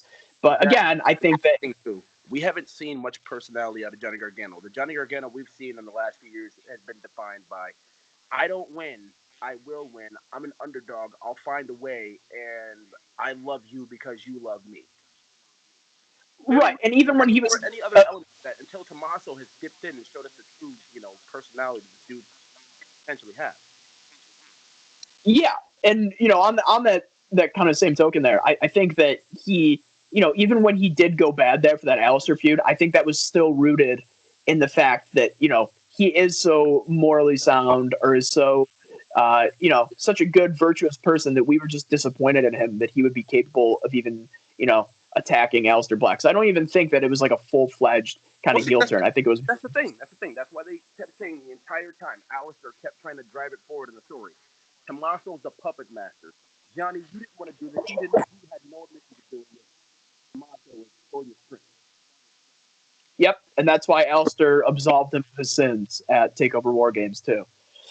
Amazing match. But all right, I think that we've exhausted our opinion on this Gargano segment. I would like to get into the whole Finn Balor, Cameron Grimes match, because I thought, for what that was for a TV match, I thought that was great. I again, Gordon, another guy. There's a laundry list of these guys right now in NXT, but Cameron Grimes, to me, I'm so happy he finally seems to be getting some sort of consolidated push, because that guy is just phenomenal. Even his trash talk in the matches, like I forgot what he said to Finn Balor while he was beating. Oh, right. He said, I'm after he slapped the shit out of him, he said, "I'm a man of my word. I told you I was going to smack the life out of you."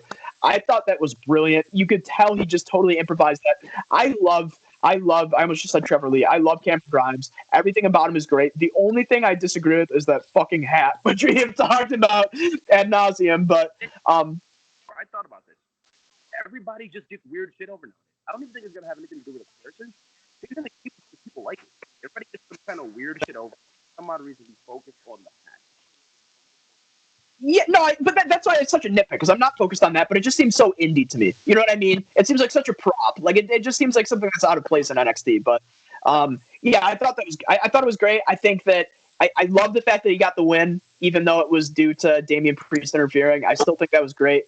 I love his just devotion, where the first thing that man does when the bell sounds is he instantly just fucking tries to hit that cave-in. I think that is such a great little attention to detail. Even if it's a jobber or if it's Finn Balor, one of the greatest NXT superstars of all time, he's a fucking equal opportunity offender with that cave-in. He doesn't care. He's going for it. So I thought that was brilliant. And, I called this a while ago. I thought I changed my mind a little bit. You made me kind of change my mind with thinking that, Karrion Kross was ultimately the one that attacked Balor. But my initial thought before you got in my ear was that it was Damian Priest, because, he just ended his feud with Keith Lee, and they both were directionless, and I thought it would just be an obvious kind of next direction for both of them. So anyway, that comes to pass, and I like it. Again, Damian Priest is in that same regard that I hold Cameron Grimes, where, he's definitely gotten better treatment than Cameron Grimes. But hold on. As I just want to, cut in here and say, the match to me was perfectly fine until Priest got involved. Because this is another thing where we kind of seen this exact finish. Literally this exact finish. And this goes on to Cameron Grimes. It sucks that he has to be the fucking guy that gets the win in these half-ass wins. Because, yeah, you got the 1, 2, 3, but you have 2 matches now under your belt as wins where Dijakovic has come out and done the same exact apron spot with this nightstick to 2 different people. Yeah, they're big wins or big people, but at the end of the day, you're not beating these guys clean, which is what most of your fan base would like to see, because, yeah, we just know that you know how to collect an opportunity and get a win. You're capable of winning. But when you get those big matches, we can never see you win. Always a great showcase. Yeah. Yep. You put it perfectly at that last line. Always a good showcase, never the winner. Because that's the thing with him. It's always the bridesmaid, never the bride. But he always NXT doesn't help him. It's like he like I said, anytime they give him the ball, he runs with it. Anytime he's given a high-profile match, he kills it. He knocks out the park. But then they consistently do stuff like this with Damian Priest, where it hurts him and it hurts his public image. People are just getting sick of seeing him interfere in matches. I don't think this nightstick gimmick is. I'm not a fan of. That's not hot. That's not I think he's also struggling with like just the total, lack of identity at this point. This guy's been in NXT for, months now, 8 months, 7 months, however long it's been. We know who he is. We know what he wants. We know his character motivations. And the promo with Finn was perfect, but that's the thing. Do we like? We know he wants to live in infamy. Like, I guess that's it. But like, I don't know. I still just feel like this. Live in infamy though. You can like his character is the easiest thing that ever really booked. Like, you can make this dude a tweener and have him live like that for the rest of his career. I did it for the fame. I did it for the fortune. I did it for the legacy. It's not hard. Yeah, but see, Gordon, you are a very perceptive wrestling viewer, so you pick up on stuff like that, and you almost fill in the blanks that, like, NXT Creative does not. So you have pieced that together, but I don't think they've done, and I agree with you completely. I think that is the intended character, what they're trying to convey, but I don't think they themselves have done a good job of conveying that on TV because they just have gone. That. You know what they conveyed to us, bro? What? A money-hungry, fame-hungry, horny sex vampire. That is what they have conveyed to us at this point. He's like a vampire that like also deals coke in like an 80s nightclub. Like that is like honestly what I get out of him. Like, yeah, that's if I were to like, off the top of my head describe him to somebody, that's what I would say. But I will say I'm hoping this feud, I'm hoping it enables them to kind of explore that Archer of Infamy character that you're talking about, because I think what I did like was after. Let's continue to go over the match, because I did explain the ending there, but Damian Priest does come out, and it's literally, you could put a side-to-side picture up of Dijakovic and Finn Balor, the exact same candlestick spot. They both roll back in the ring, and they both eat a. Finn Balor takes Taven, takes the L, and Damian Priest gets in the ring, sits under Finn with the chair, and pretty much says there's pretty much, for the lack of, everything, it's pretty much just, I did it. I attacked you. There is no mystery. It was me. Yeah, but I think they almost have to do that, Gordon, because I think, like you pointed out, the verbiage that Finn used last week, while he was talking about his attacker, it was so parallel to what Karrion Kross did to Ciampa when he debuted. I think a lot of people got it in their heads that Karrion Kross was the snake in the tall grass, to borrow Finn's words. And I think that I think that like I said, I thought before Damian Priest came out and literally said, I'm the one that did this, I thought him attacking Finn was a red herring, and eventually, like, after Kross beats Ciampa, they'd move to that Finn Kross feud. But I was wrong about that, I guess, because they just had Priest come right out and say it. Yeah. What if, right? And this is a crazy what if. But I've nailed these before, so I'll just take the shot in the dark. What if this still is a red herring? Because everybody else has called it as a red herring since. And what if their red herring was having Finn feud with Priest, have him beat Priest because Priest isn't really a priority right now, and then the whole thing Priest reveals Kross does it, and then he attacks Priest and Finn. Don't take credit for my work. Goes to Priest, and Priest's motivation for taking credit for it would have been, how else do I live in infamy but taking out a print, like he said on NXT last night. Yeah.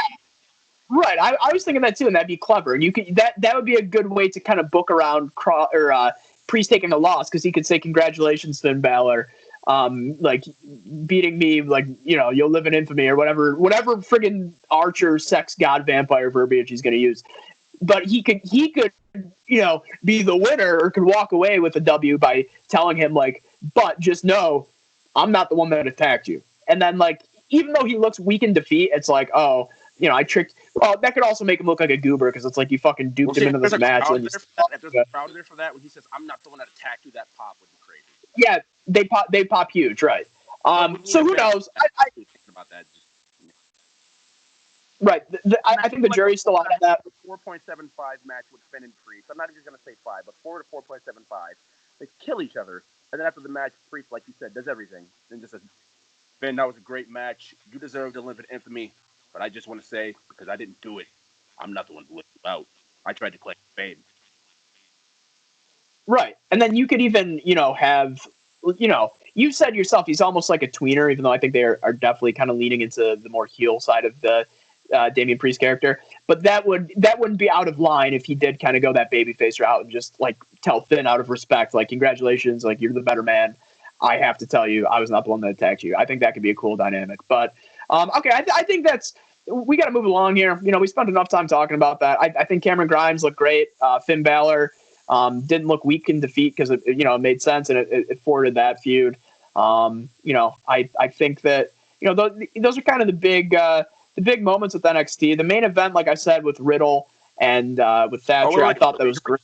A Karrion Kross video package, and that was before the Balor segment. I believe. Yeah, and I found out I completely missed that when I went on Reddit afterwards and saw people talking about that. So do you want to talk about this? Because I completely missed that video package. It was nothing but just like Candace, Karrion Kross and Scarlett, in black and white, and they've pretty much uttered what they've said before. We are the ends to every mean in NXT. We are they are everyone's doomsday. Okay, so in line with basically all of their other vignettes up until this point. Okay, which I've liked. I've been a fan of. So that's cool. I'm gonna have to go back and watch that. But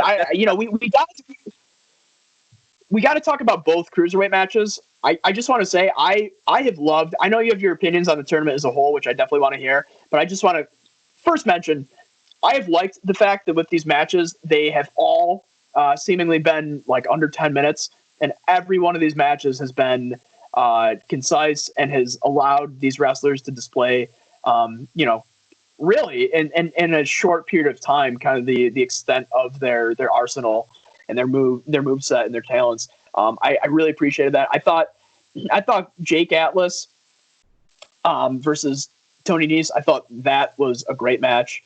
I'm so impressed with Jake Atlas. I think that dude is money. I think he's a star. I think Tony Nese is the world's greatest jobber. He's going to officially take that mantle from Raul Mendoza. Oh my God, brain fart. Seeing that Raul Mendoza is actually getting a focused push here, seemingly, if he ever comes back. No, he's still in the back of a van.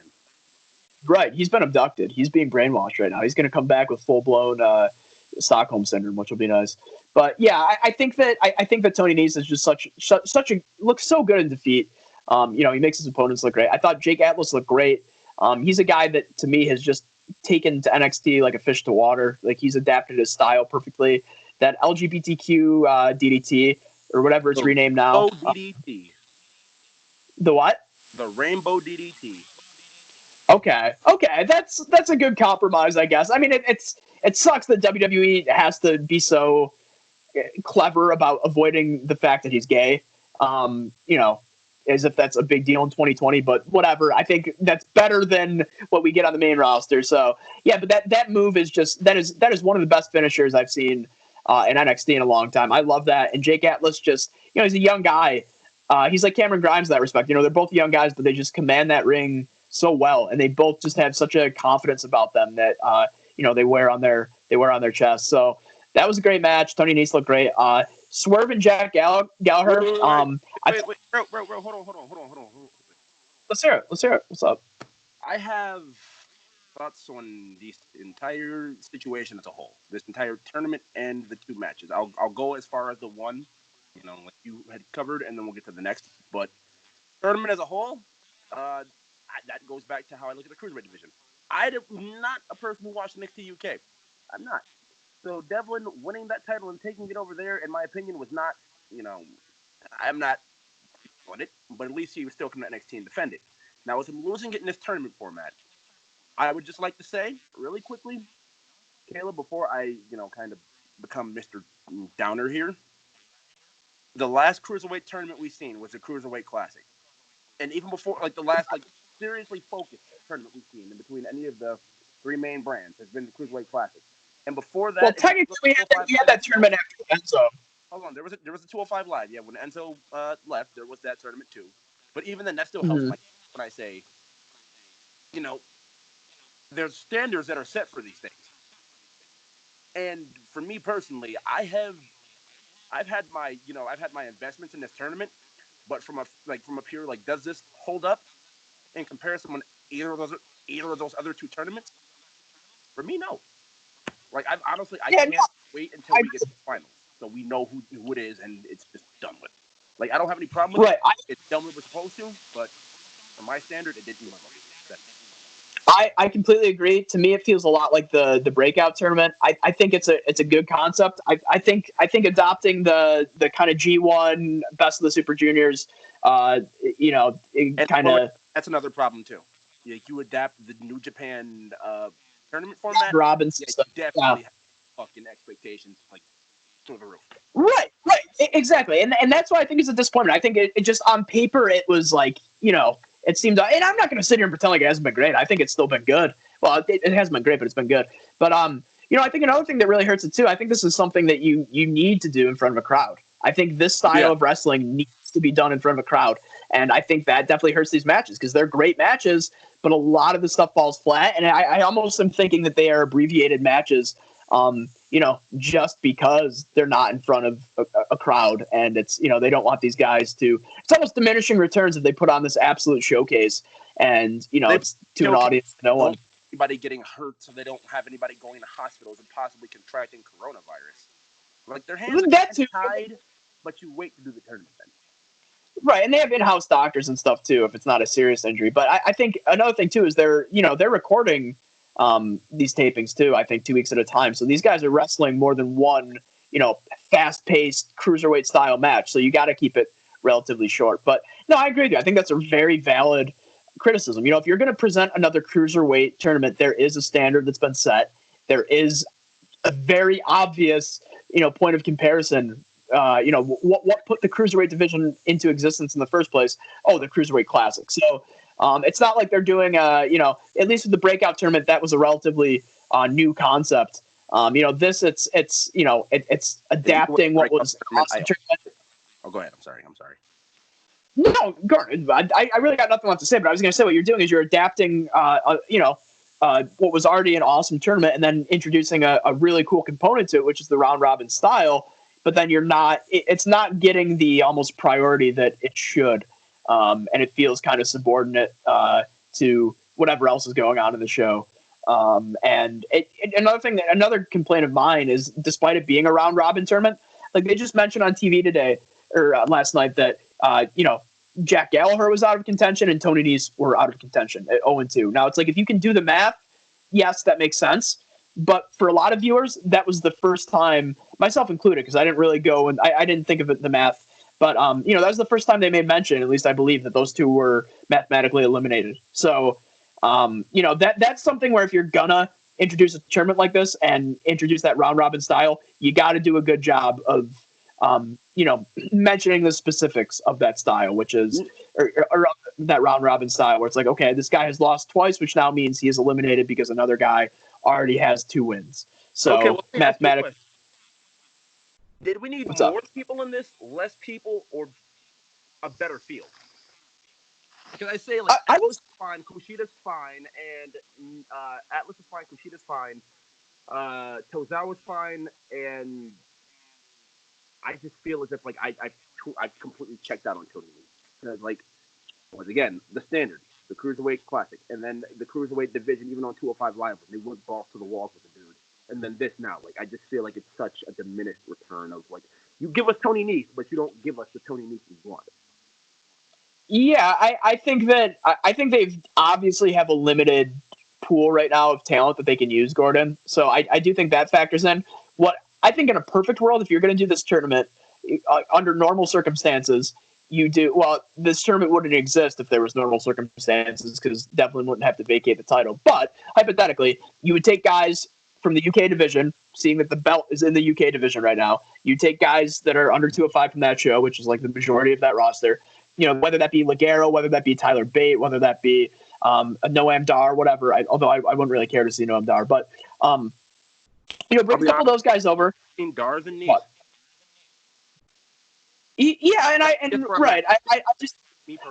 I just think there should be more competitors. I think it should be a longer thing, and like I said, I think it should be on a grander scale or a grander stage. And if that even means like, putting matches on 205 Live, fine. I mean, that show, I think it's kind of weird that 205 was existing at the same time that this tournament was happening on NXT, but yet it didn't feature any of the matches on the tournament. I just thought that was weird. I mean, that was only for 1 week, I think, but yeah, I just think in an ideal world, this tournament could be done much better. So I think they're a little kind of hamstrung right now, where it's like they need to, like, ideally this tournament would not go this way, but since they're backed into a corner here with the COVID situation, this is them attempting to make the best of this tournament and this idea. But yeah, that's really all I wanted to say about that. I just wanted to mention quickly that Gallagher and Swerve, Swerve got attacked by Nice before the match, which I thought was clever because, in his promo leading up to the match, Swerve mentioned that, if he was referring to Gallagher, but it also applied to Nice, if you don't have a single win in this tournament, then he would consider quitting wrestling altogether. And it was actually a great promo by Swerve. The guy has got, I'm so happy he's finally, he's not a heel, but he's getting to display kind of that swagger and that confidence that he has and that almost arrogance that we know Swerve to have. And I really like that he kind of got that out in that promo. But, his words that he was saying about Gallagher could be directly applied to Nice too.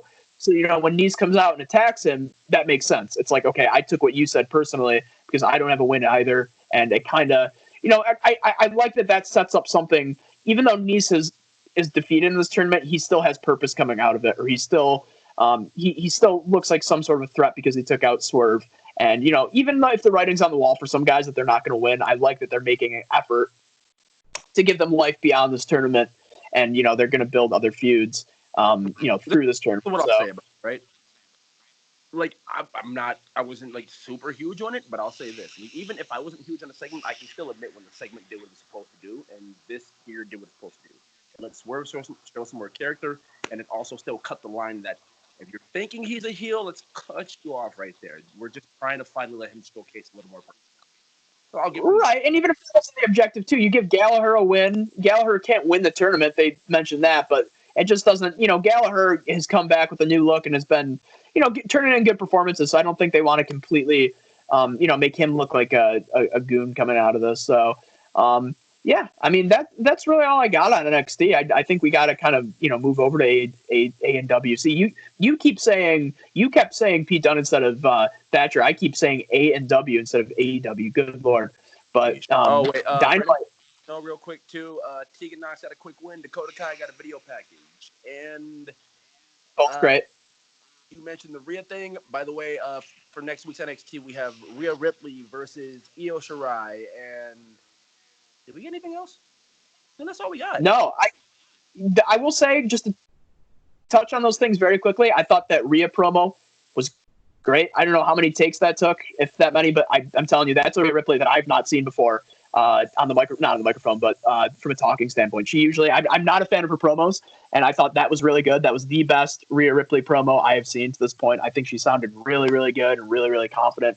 I think that match inevitably will lead to some shenanigans, and we're going to get a triple threat at TakeOver in Your House, which I think is the right move. Lady Kane, as Morrow has dubbed her, I thought she looked really good. She had a really dominating match with Indy Hartwell, who looked good too in defeat. She's in. Needs a little more. That's me personally. I just think the girl needs a little more. I think from a character perspective, the girl seemed pretty confident in the ring yesterday, talking shit throughout the match. But in the ring, yeah. But if they're planning to use her in the future more, I'm cool with that. I think that's like Britt Baker that we see on AEW. It's like Britt is very clearly green in the ring still, but it's like, they're nailing the character work. And, I feel that same way about Indy. I think the in-ring work will come along, but even if it takes a little longer than usual, that's not what she brings to the table really as a talent. So I think that'll fall in place. Like, I'll leave it at this for NXT, and you can pick up on it. But I feel as if she's one of those old school NXT jobs, if you understand what I mean. You see her, she'll be around for a while, but they can still do something. Like, time is a beautiful thing. Yeah, I mean, we saw a shining example of that even on the show with Aaliyah. But yeah, no, I agree, but I just think Indy is a woman where she it has been kind of put on the back burner. I think that they know what's happening from a talent standpoint. I don't think they're going to completely leave her in the dark. I think they will focus on her eventually. But anyway, the main objective of that match was to give Lady Kane, give her a win, and just give Tegan Nox some shine, and make her look good. And I think they did. I think she looked great. I really think they hurt Tegan Nox big time with her feud with her whole feud with Dakota. So I think it's good that they're kind of rehabbing her from a character standpoint and letting her. When they added Raquel, they hurt Tegan. I just think having Dakota Kai go heel in the first place when she was so hot, so popular, and Tegan Nox had been off of TV for so long, to the point where people. What, Gordon? You were opening a very destructive can of worms, bro. Yeah, I know. That's why I'm trying to just move on, because this is just we don't want to go there. We do not want to go there. But yeah, I do. I think that they're going to rehabilitate Tegan Nox, which I think will be good, because she is such a great character, and she really did get kind of unfair criticism for that whole feud when it's just she didn't deserve it, and you're inserting her in that right when she gets back, and it was a little too much too soon, and they overdid it. But I also love that Dakota Kai vignette. I thought that was really good. I'm really liking the pairing of her and Raquel, which I did not think I was going to like at all. When Raquel Gonzalez first interfered in that match, that pissed me off so much. But I think even in recent weeks, they have just looked so good. I'll tell you what, I'm so sick of like this Diesel and Shawn sort of dynamic that we've seen in wrestling lately, the resurgence of it. But I think it really, really works for Dakota and Raquel, and I'm excited to see where that goes. And that vignette was really good at just kind of explaining Dakota's kind of character motives and kind of serving as a way to move on from the Tegan Nox feud while still leaving it, fresh in your mind, being able to come back to it eventually. But yeah, any parting thoughts for NXT? What? I just have one question. Do they go Dakota Shotzi next? Because yeah, I mean that seems like it seems like we were going to get a Shotzi Shayna. Shayna got called up, and I think the obvious next move would be put her with Dakota, because now Dakota's kind of de facto heel number one. So I think we get that for a little bit for a little TV feud. I think Shotzi's great. I think just the whole women's roster down there is so damn good. I'm looking forward to that. And then you also got Chelsea Green on the back burner. You got whatever the hell's going on with Robert Stone. He's clearly trying to recruit somebody else. So I think that the women's division, despite Charlotte being a step backwards and kind of keeping them kind of freezing things for them, I do think that I'm hoping at least they find their footing again and just move on from Charlotte sooner rather than later, and just press resume on the women's division, because I don't think they're at a point where people have cooled off on it, and I think that the talent is still there. The only thing holding you back is putting that title on Charlotte, who that's not going to be a move that should have any sort of permanence to. But any parting thoughts on NXT, Gordon, before we move on to Dynamite Land? Time to go to Dynamite. That's it. All right. NXT was a good show. Like I said, I just have my personal impression. I didn't mean to have that come off to you as I hated the show. It's just, you understand. Like I spoke at my little complaints. That was that. Right. I can read the lines. Read between the lines with you, Gordon. I knew that you didn't hate the show. I just knew that there must have been low points that you really you disagreed. And I agree. I thought it was a great episode personally, but the low points were really low. Those low points were the Gargano segment and the Caden Carter Aaliyah match. That was a low point, and I just think that even that Damian Priest beatdown was a bit of a low point. But other than that, it was a good show. It flowed really well. That Undisputed Era promo, I'd be remiss if we didn't mention that. Their little Zoom conference, I thought that was hilarious. That kind of reminded me of the Undisputed Era of old. I thought that was great. It was so good to see Kyle O'Reilly again in the most Kyle O'Reilly fashion. It's a major Hollywood production. Latte. Sorry about that, guys. Yeah, that was brilliant. So that was what do you call Dexter Loomis? You call him Dexter Lunas. Yeah, He's like, yeah, what's the deal with this Dexter Lumis guy? It's stuff that is only funny when Kyle O'Reilly is delivering it, and I love that. But yeah, that was NXT. So moving on to AEW, I think we should start with the first segment, which we already touched on. But Cody, the show opening up with Lance Archer and Jake the Snake in the ring cutting a promo. I got to be honest, Gordon, I've really liked Jake the Snake's work up until this point. This promo to me was a miss. It was a complete miss. I had no idea. He seemed really kind of off topic, for lack of a better word here. Was it the start where he started talking about Brandy and then he kind of took that shot? Yeah, it was. You know, his speech pattern is so allegorical. His promo style in the first place is so allegorical. But he's just speaking about Cody in these kind of veiled kind of comments that are just layered, and just he's speaking to Cody's entitlement. I wish I had a transcript. But the whole crux of it, what it was supposed to be, it was just his promos the last few weeks about how Cody's going to be humbled and how he's got a silver spoon in his mouth and he's entitled and pompous and whatever. And it's just Lance Archer's standing there next to him, and it's just like he's. I think it's good. I think Lance Archer really, his character at least seems like he's really in line with Jake the Snake Roberts' convictions. And, he seems like he's just in completely hypnotized by this guy, for lack of a better word. But that all comes to an end when Cody decides to come. And I'm not a car guy, so I don't know what truck he was driving, but it was the super souped up, big old truck that he, there's this was the most, in the same way that I said last week's Karrion Kross entrance was like the most Triple H thing imaginable. This is the most Cody Rhodes thing imaginable. Cody is in this truck. They have like 5 different camera angles of Cody revving the engine and revving this thing up. On there too. Yep, they make sure to show that. That's literally that's basically his Brahma Bull. Like how Dwayne Johnson has the Under Armour deal, and that's his branding. Like I think that's what Cody's going for here with that American Nightmare Family thing. Anyway, they make sure to get a clear shot of that. And then Cody proceeds to floor it for all of 10 feet before he is stopped by a very small barricade that I don't think would even stop a toddler.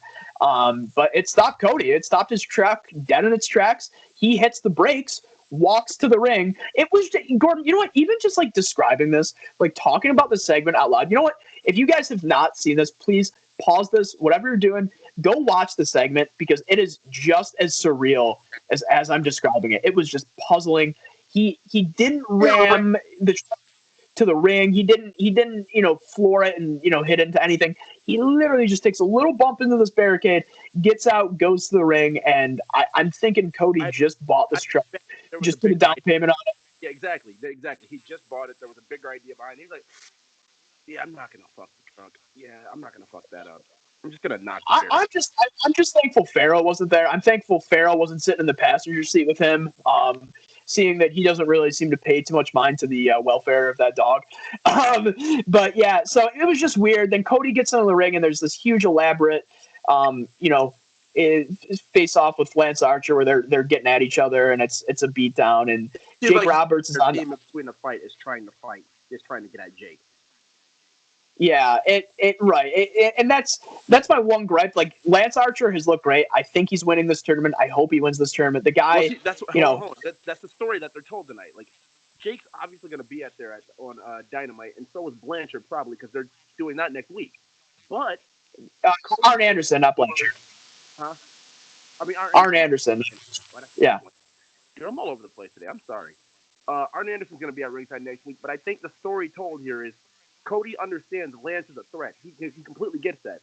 But I think he's more, invested in Jake, because even if Lance is the one saying all these things Jake is, and, I don't know, babyfaces in wrestling are just fucking stupid sometimes. So I could just see the story being Cody isn't focused enough on the actual threat. Yeah, no, that's an easy way out of this. Even saying this though, I could just as easily see Cody being that inaugural champion. I could, because Cody has the name value, or at least the perceived name value.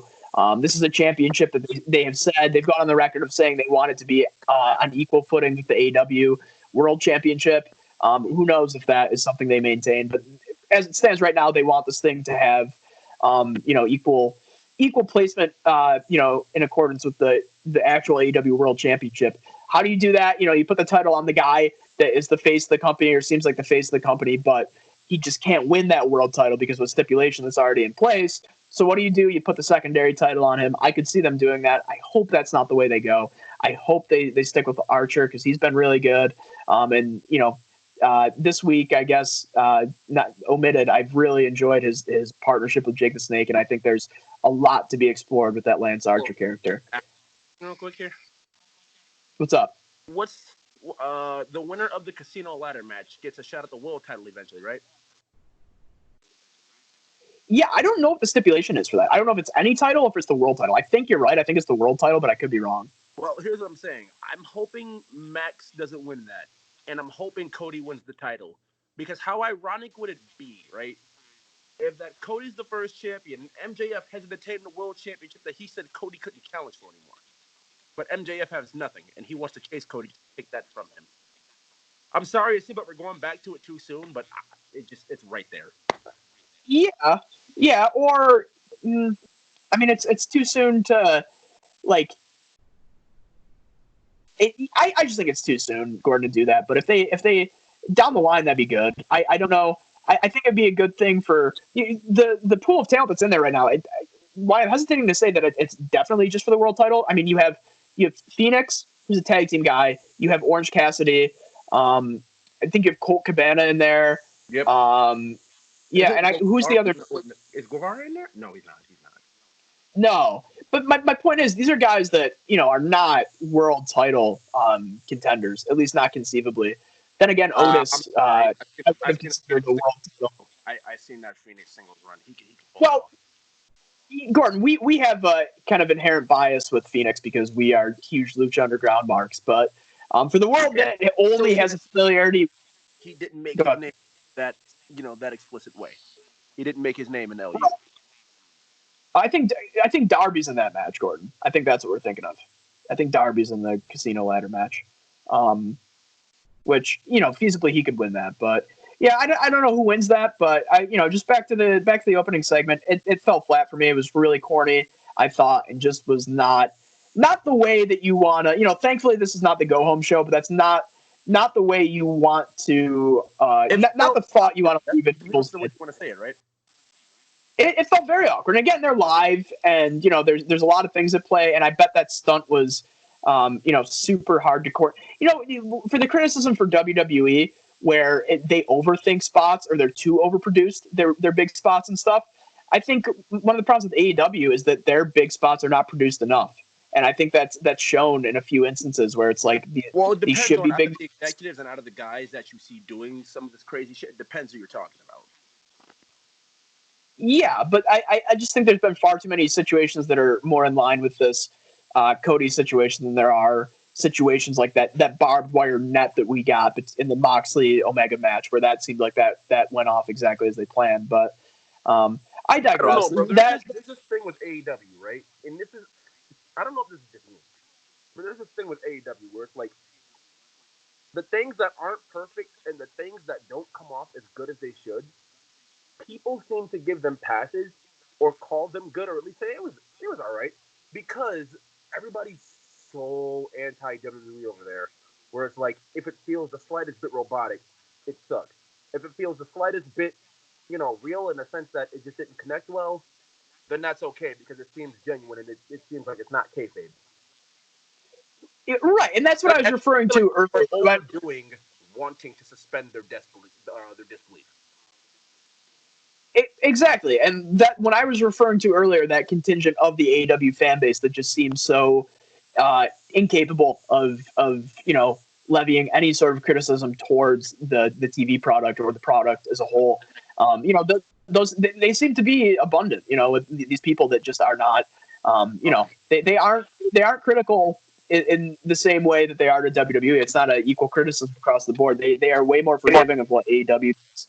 And a lot of the time, like the segment with Cody, if that's something you saw on WWE programming, you would totally, turn your nose up at that and roll your eyes. So, I disagree. I don't think that's fair. But I also think, again, conversely, on that same token, there are people that are so pro WWE, and I think it's a smaller group that are pro WWE, where it's, when it rains, it pours for AEW, and even a little fuck up like this that I don't think is monumental, is going to be that detrimental at the end of the day to their, to this feud even. They are so ready to just completely dump all over, AEW when they make the smallest of mistakes. So, whereas a lot of fans are used to WWE doing questionable things and just don't harp on it as much, anytime AEW does something hokey or questionable, they get just lambasted. So it's a double-edged blade for sure. But yeah. Anyway, that's about as much as I want to talk about that opening segment. I think that they're going to get it back next week. I think Cody is willing to, not even Cody, but I think when the word gets out that Cody has a little too much creative pull, or is getting a little too much power creatively. I think we've seen this before. I think that either Tony Khan reins him in, or something happens where Cody doesn't get carte blanche to the extent that he has, where it seems like he's back to that point now. I would like to think that next week that segment with Arn and Jake is going to be pretty good, and it's just going to be kind of and I think it'll be less than. If there's one thing I need to say really quickly, I get that Arn has a past with Cody as being a child, and Cody grew up in the business and everything. I don't know the complete backstory, but I know Arn has supported him for at least about a couple months now. I know that much. But what I'm wondering is, this just seems so Monday Night Raw to me. Why do we have two uprising stars? And I like, why are the managers what matters? Yeah, I think that. Sorry, I had to respond. And anyway, I'm not gonna get into it. But I don't like that like they. And I think this is more symptomatic of Cody. Like I said, I think Cody is like really, really wanting this to feel like WCW. I guess, to just paint it broadly. People are just looking at it like that now. Like it's starting. People are starting to mold AEW as. People used to look at it as like, oh, it's NXT if it were outside of actual WWE, because that's something what I heard in the very, very beginning. Like, as All Elite Wrestling was born, that's what it could be. That's what it should be. But not since it started. Right. It's been clearly this looks like a WCW thing. Right, and that's my gripe with it, because it's like, it's one thing for your mission statement to be, we're going to be an alternative to WWE, we are going to be different, we're going to be a completely different program. It's one thing to say that, it's another thing to practice what you preach and actually have the TV program reflect that, because it seems like they've been hypocritical in that regard, where they, think about the Vanguard 1 segment, think about that whole thing with Matt Hardy, think about that entire segment, like that's almost textbook WWE creative, it's just. They stretch the bounds a little bit, but it's just it's stuff that you're going to present the show, your rallying cry for months and months on end leading up to your debut episode on TNT was, we are an alternative, we are different, we are not going to insult your intelligence or your devotion to our program. If you're going to spend your time watching the show, you're going to feel like you're watching something unique, and you're going to feel like something that rewards you. You're watching something that rewards you for giving up your time. So if you're going to say that and you're going to really beat that into the ground, that needs to be something that you're consistently, abiding by on your weekly TV program. And I can't say that that's the case. And this week's episode, to me, I think that's why I'm a little down on it, just because it was so antithetical. So like I said, their rallying cry of, we are the alternative. We are the cool kind of rebel without a cause sort of promotion. But again, I'm willing to withhold judgment on that. And there's a lot I liked. Gordon? No, I hear you. I said what NXT and AEW have both preached to us from the start. We are the alternative. And I say definitely that more so, but want to move to the next segment here? Yeah, I believe it was the women's match with Hikaru Shida and Chris Statlander versus Britt Baker and Penelope Ford. Yes. I gotta say, you what? You cannot forget the split. That is why I remembered. I gotta say, man, these women are all great in their own way, but Hikaru Shida is just in a league of her own, and it shows when she has to work with people like Chelsea Green and Penelope Ford, who I think are both great, and I think are both Penelope Ford especially. I think she has a ton of potential as an actual in-ring talent, and she's got personality too. But I think she is great in the ring. She's just a little green. She's piecing it together. She reminds me a lot of Bianca Belair in that regard, where it's they have a lot there. You can tell that they have a good foundation, and they got to just kind of expand on that. I feel that way about her. Britt, though, I think in particular she's green. I think that she's improving. She definitely is improving, but I just think there might be a more definitive line in the sand for her in terms of what she can actually achieve as an in-ring performer. But I think that's okay because I think her character work has just been phenomenal as a heel. But I think when you're in there with Hikaru Shida, tonight, bro. What? I feel like she did great tonight. I feel like the Fatal 4 protected her enough to let her show her strengths more than it did. It did. I was gonna say she came out of that, and it wasn't a Fatal 4-way. It was a tag team match. But it was, or was it a Fatal 4-way? It was a Fatal 4-way. Oh my God, dude! This is what I'm saying. So I watch on a weekly basis, and sometimes I'm paying way more attention than other weeks. But yeah, I on the outside of the ring on Chris Statlander. Yeah, it was on Statlander, right? Yeah, I thought Statlander and Hikaru Shida were teaming. I don't know why. I think my dumb wrestling brain just saw, two baby faces and two heels. Like, I don't know. But in the spirit of full disclosure, I should mention that this was the match where I'm staying at my grandma's right now during this quarantine period, and we noticed a bunch of ants crawling into her cabinet. And we had to figure out where they were coming from, and that required me to get on top of a stool, despite being as tall as I am, Gordon, which is very tall. But I had to get on a stool and look on top of the fridge for her. So I had to leave the room during this match, but I am embarrassed. I still thought it was a tag match, but I think my criticism still stands, though. I just think that, watching the actual in-ring action, I think that Britt Baker, you know what it reminded me of? It reminds me, especially now knowing it was a 4-way, it reminds me of the 4-way from All In with Chelsea Green, Britt Baker. Oh my God, who else was in that match? Blank right now, bro.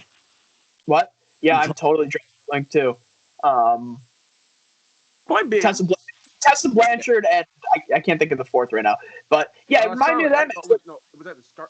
Was it Scarlett? No. It is Josh Matthews' wife, and I don't know why I can't think of her name right now. Impact.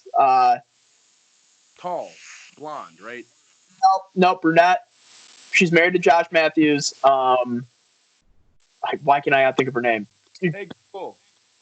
Who's Josh Matthews' wife?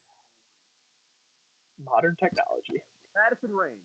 Yep, Madison Rain. Okay, glad we figured that out. That legitimately would have bugged me. But yeah, so it reminded me of that match where Britt Baker came out of it looking really good because the Fatal 4-way kind of just lends itself to her being able to hide her weaknesses, and come in and just basically only come into the match during moments where she's going to look good. But she displayed a lot of fire. I think Chris Statlander was kind of hurt by that Nyla Rose match. I think they put her in that position too soon. I'm thinking, if anything, Hikaru Shida should have been the one in that match, and Statlander should be the one in this match now. This program with Nyla Rose. But she looked good, but I just think that there's been a lot of damage that has been done to her character. But the match was good. I think every woman looked good. I think that AEW really excels with these multi-man or multi-women matches, and this was another good example of that. I would like to use this match though to segue into what was a good moment on the show. No, it's the Nyla segment there, where Hikaru Shida is being interviewed before her match. I found something for. Well, what did she say? I found something from you for last week. I owe you something from last week, and just smacks her in the head with the kendo stick. Yeah, no, she said yes. I have a gift for you, I believe was the phrasing that she said. I found your kendo stick, bitch. And I think it's safe to say that the word bitch is now officially synonymous with Nyla Rose's character. I think they're sitting on a pile of money by not releasing the "I break bitches" line on a t-shirt. That was the best quote of 2019. I think that was such a great quote, and it seems like a lot of people forgot about that. But I thought that was a great quote, and I thought that was a great promo. And you know what, man? I read it. Like I didn't even No, watch it. I read it, then I went and looked at it, and it looked as great as it sounded. it's something that it sounds good, and it's even better when you actually watch it. But I'll tell you what, I was somebody that it took me a really long time to come around to Nyla, but I really think she's great. I think she is so charismatic, and I think she definitely has just this aura to her. I think she's a good champion. I think she should have been the inaugural champion, to be honest with you. I think it would have been much this title reign that she's going to be on. I think if it had been since the title's inception, I think would be more meaningful. That's a nitpick, but I just think that I think that she killed it. And then tonight was a good reminder of that with the kendo stick shot to the head, which was very cartoonish, very kind of clunky, but was still good, and made even better by the found your kendo stick bitch. And I think that's a good way to promote the no DQ stipulation. And I really like that. JR, Tony, and Excalibur announced that this was no DQ for May 23rd at Two or nothing. More nothing. I almost said All Out. Yeah, dude, all the show titles are so similar because they're all revolving around the friggin' casino gimmick. But yeah, so that was great. Again, AEW had a lot of fluff, and like I said off the top of this, guys, our show we're not really going for a very structured sort of segment by segment breakdown or an actual review. We're mostly talking. What, Gordon? Shooting the shit. Right. The impetus for this was, we have these long form conversations on the phone, and Gordon's been out of the podcasting realm for a while, and we just kind of decided, I'm done with school for the semester. Gordon is, hanging out, and we just figured that, right now, during this quarantine period, we're both not doing anything. We're going to be having these long formed kind of talks. We might as well, kind of get the band back together, bring the podcast up. But, point of me mentioning that is, we're going a little long this week. I don't want anybody to think that this is going to be, a normal thing or a repeat offense. They're gonna watch it, and then at some point in the middle of it, they're like, "I fucking hate you guys." Gordon, they reached that point about 10 minutes in, brother. So, but this is mostly our soapbox. But no, I going forward, we're mostly going to be talking about what sticks out to us, which is, AEW. Like I said, we've talked about kind of what stood out. I thought I want to touch upon obviously the biggest segment of the night, which was the Inner Circle, Vanguard 1 segment, where Inner Circle comes out and they are. Wait. No. You are disrespecting the GOAT, sir. You're disrespecting the GOAT. Chris Jericho got a man named Suge D over by calling this dude Pineapple Pete. Not only that, Jericho, out of nowhere, Jericho made a jobber match on an AEW show feel important. Chris Jericho is probably, once again, no, he, not probably, I did just call him the GOAT. He is the GOAT at making anything seem important. A potted plant. For an example, back on the main roster in WWE, they got Mitch over. Chris has gotten the scarf over. Chris has gotten the word it over. He's made it feel important. He has made a jobber who kind of helped him out by thinking into it and drinking out of a pineapple over. I was actually looking forward to that. And I'm glad it went as short as it did, and it was short, sweet, to the point. And then it led into the segment, the Vanguard 1 segment. Right. I misspoke when I said the Inner Circle came out. Right. It was on the heels of that Pineapple Pete match with Chris Jericho. Again, I think this Pineapple Pete guy should be going forward. If this man gets booked after this is all over, I think he owes a debt of gratitude for his entire career to Chris Jericho, because this guy just completely made him a star. But I gotta give Guy his due, because he, in that promo that they aired, he sounded really good. He was a good talker. He was charismatic, and in his vibes without the fucking Velveteen gimmick. Feel me? Right. He definitely had a swagger to him. He had a very similar cadence. And I thought it was great. And I think that if he's a guy that's gonna be utilized by AEW going forward, especially during this whole quarantine period, so be it, because he was good and he looked good in the ring with a small glimpse we saw. So I think that was the right move, having Jericho win emphatically and quickly and decisively. I think that really makes Jericho look strong. I don't think, I think having Jungle Boy nearly beat him or look like he has Jericho beat is a completely different thing, because that's a full-time talent that you obviously have larger aspirations for. Pineapple Pete is just basically a meme that got spoken into existence by Jericho. And, I think that guy, like I said, he's going to owe Jericho a gratitude. A debt of gratitude. I feel like Shivani and JR said it too. Yeah, no, they did. They made back because it's the elephant in the room. Even within it from a kayfabe standpoint, thinking that Jericho agreed to this match with this nobody, it makes you wonder like why this guy is lucky. He's facing Le Champion, so I think that was clever. I like, and that's another thing I like about AEW. Their commentary, they don't steer away from I guess the court of public opinion or what people are saying online, whether it be critical. Can I say, out of the weeks I've watched of AEW, this has to be one of their best weeks, where it seems like they have their roles put together, like they know. Yes, absolutely, and I think that has been a big part in restoring Dynamite to some semblance of normalcy, like before this quarantine period. Obviously, it doesn't feel like when they were running packed houses in different cities before this whole virus happened.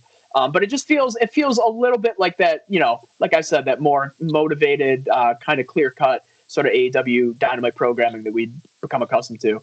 And again, you can attribute that maybe to the fact they're on road to Double or Nothing. But so after the Pineapple Pete match, we get the Inner Circle promo. And what we get out of this is Chris Jericho introducing the concept of the Stadium Stampede match, which obviously is the blood and guts match that they never got to do, which they might get to when fans can be in the arena again or they can be in front of fans again.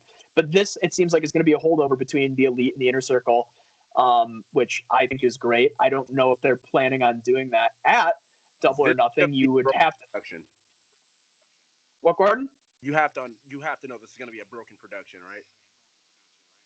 Yeah, and well, obviously because you wouldn't have thought that before the Vanguard incident, but that totally makes you think Matt Hardy is gonna.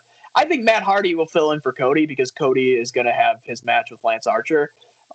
That's my theory on it. So it won't truly be the Elite, but I eagerly await Broken Matt Hardy breaking down the rules of the Stadium Stampede match on being the Elite next week. I think that'll be a good segment. But man, I got to tell you, just before I go any forward with this, I'm just not a fan of this Matt Hardy stuff. I really thought when he came into AEW, he'd get a new creative lease, I guess, on life and would change things up. And we would see some remnants of that broken character, but it would be something uniquely different. I got to be honest, to me so far, Matt Hardy in AEW, it feels like a complete rehash. And I know it's Damascus, I know it's New Vessel or whatever, what he's hiding behind, I guess, creatively at this point. But it just feels so derivative of the original Broken run. And I got to imagine things broken. We didn't get different Matt Hardys. It was 100% of the time Broken Matt.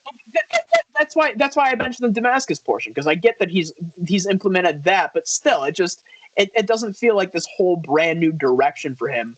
Because Matt Hardy feels like there's Broken Matt, there's Damascus, and there's actual Matt Hardy. We got to see actual Matt Hardy last week too. Got to see Broken Matt. Well, not broken. We got to see Damascus pop out of the ice cooler with the ice fridge too.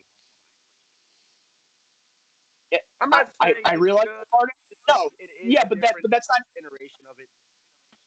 Right, you're missing my point though, where that's not. I'm saying like it. Where Jericho completely reinvents himself. I've known Matt Hardy to do that. Like, think of V1 Matt Hardy. Think of like the Matt Hardy brand. Think of like just all these different iterations we've seen of Matt Hardy over the years, where he clearly knows how to completely do a new character and reinvent himself.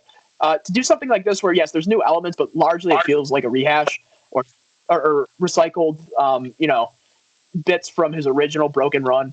I don't know. I like I said, I'm willing to withhold judgment, and I imagine things would be much different if there were crowds right now, but there's not, and we're just seeing, kind of Matt Hardy again trying to make the best of a really bleak situation. But back to the segment itself. Also, after aids the fans back, because you got to think, for him and Brody Lee, they came in right when this shit just started. Yeah, but that's another thing too. You introduced three characters relatively at the same time. You brought in Lance Archer, you brought in Brody Lee, and you brought in Matt Hardy. And for most people, was Archer. the only what? The only person who has seemed to have gotten over from the internet response that we at least see is Archer. Yeah, and Brody Lee is divisive, and he's a bit more polarizing, but I think some people are on board with it, some people aren't. But yeah, Matt Hardy, again, it's just a lot of people where they're excited with Archer and Brody because it's like, okay, these are guys that still got legs to their career, and we've not seen them excel to their fullest capabilities. I think with Matt Hardy, we've seen him find success, we've seen him thrive. There's not that urgency that there is with Brody and Lance Archer, or even that interest that there is with the two of them. So, had Matt Hardy come in on his own months down the line or prior to either of these guys, I think he would have got his time in the sunlight. But right now, it's just he's kind of a victim of, circumstance in a lot of ways. But yeah, so they are talking about the Stadium Stampede match, and then they are approached by a returning Vanguard 1, holding the T-shirt that Jericho so kindly gave him on Being the Elite a couple months back, the very tiny Inner Circle T-shirt. And he arrives, and Jericho, feel free to step in, Gordon, and interject with anything I'm missing on. But from what I remember, Jericho offered him his role in the Inner Circle again. He wanted to poise that again, but then told him that even if he did accept, they didn't want him anyway. And they proceeded. Member. And that sixth member is a bat named... What was the name of the bat? Was it Frankie? I don't know what it was. No, something with an F. I thought it was Tyson. I just might be thinking it's Tyson because they announced Mike Tyson. No, you're thinking of who's presenting the TNT Championship. Mike Tyson. But the name of the bat, point being, the bat had a name, and that was... that was the sixth member. And they asked Vanguard one more time, do you want to join? Like you said before, he said no. So then they said, okay. And they pretty much got to jumping Vanguard 1. They jumped a flying drone. I love that we are calling a completely inanimate drone. We are calling him he. We are assigning a gender to this drone.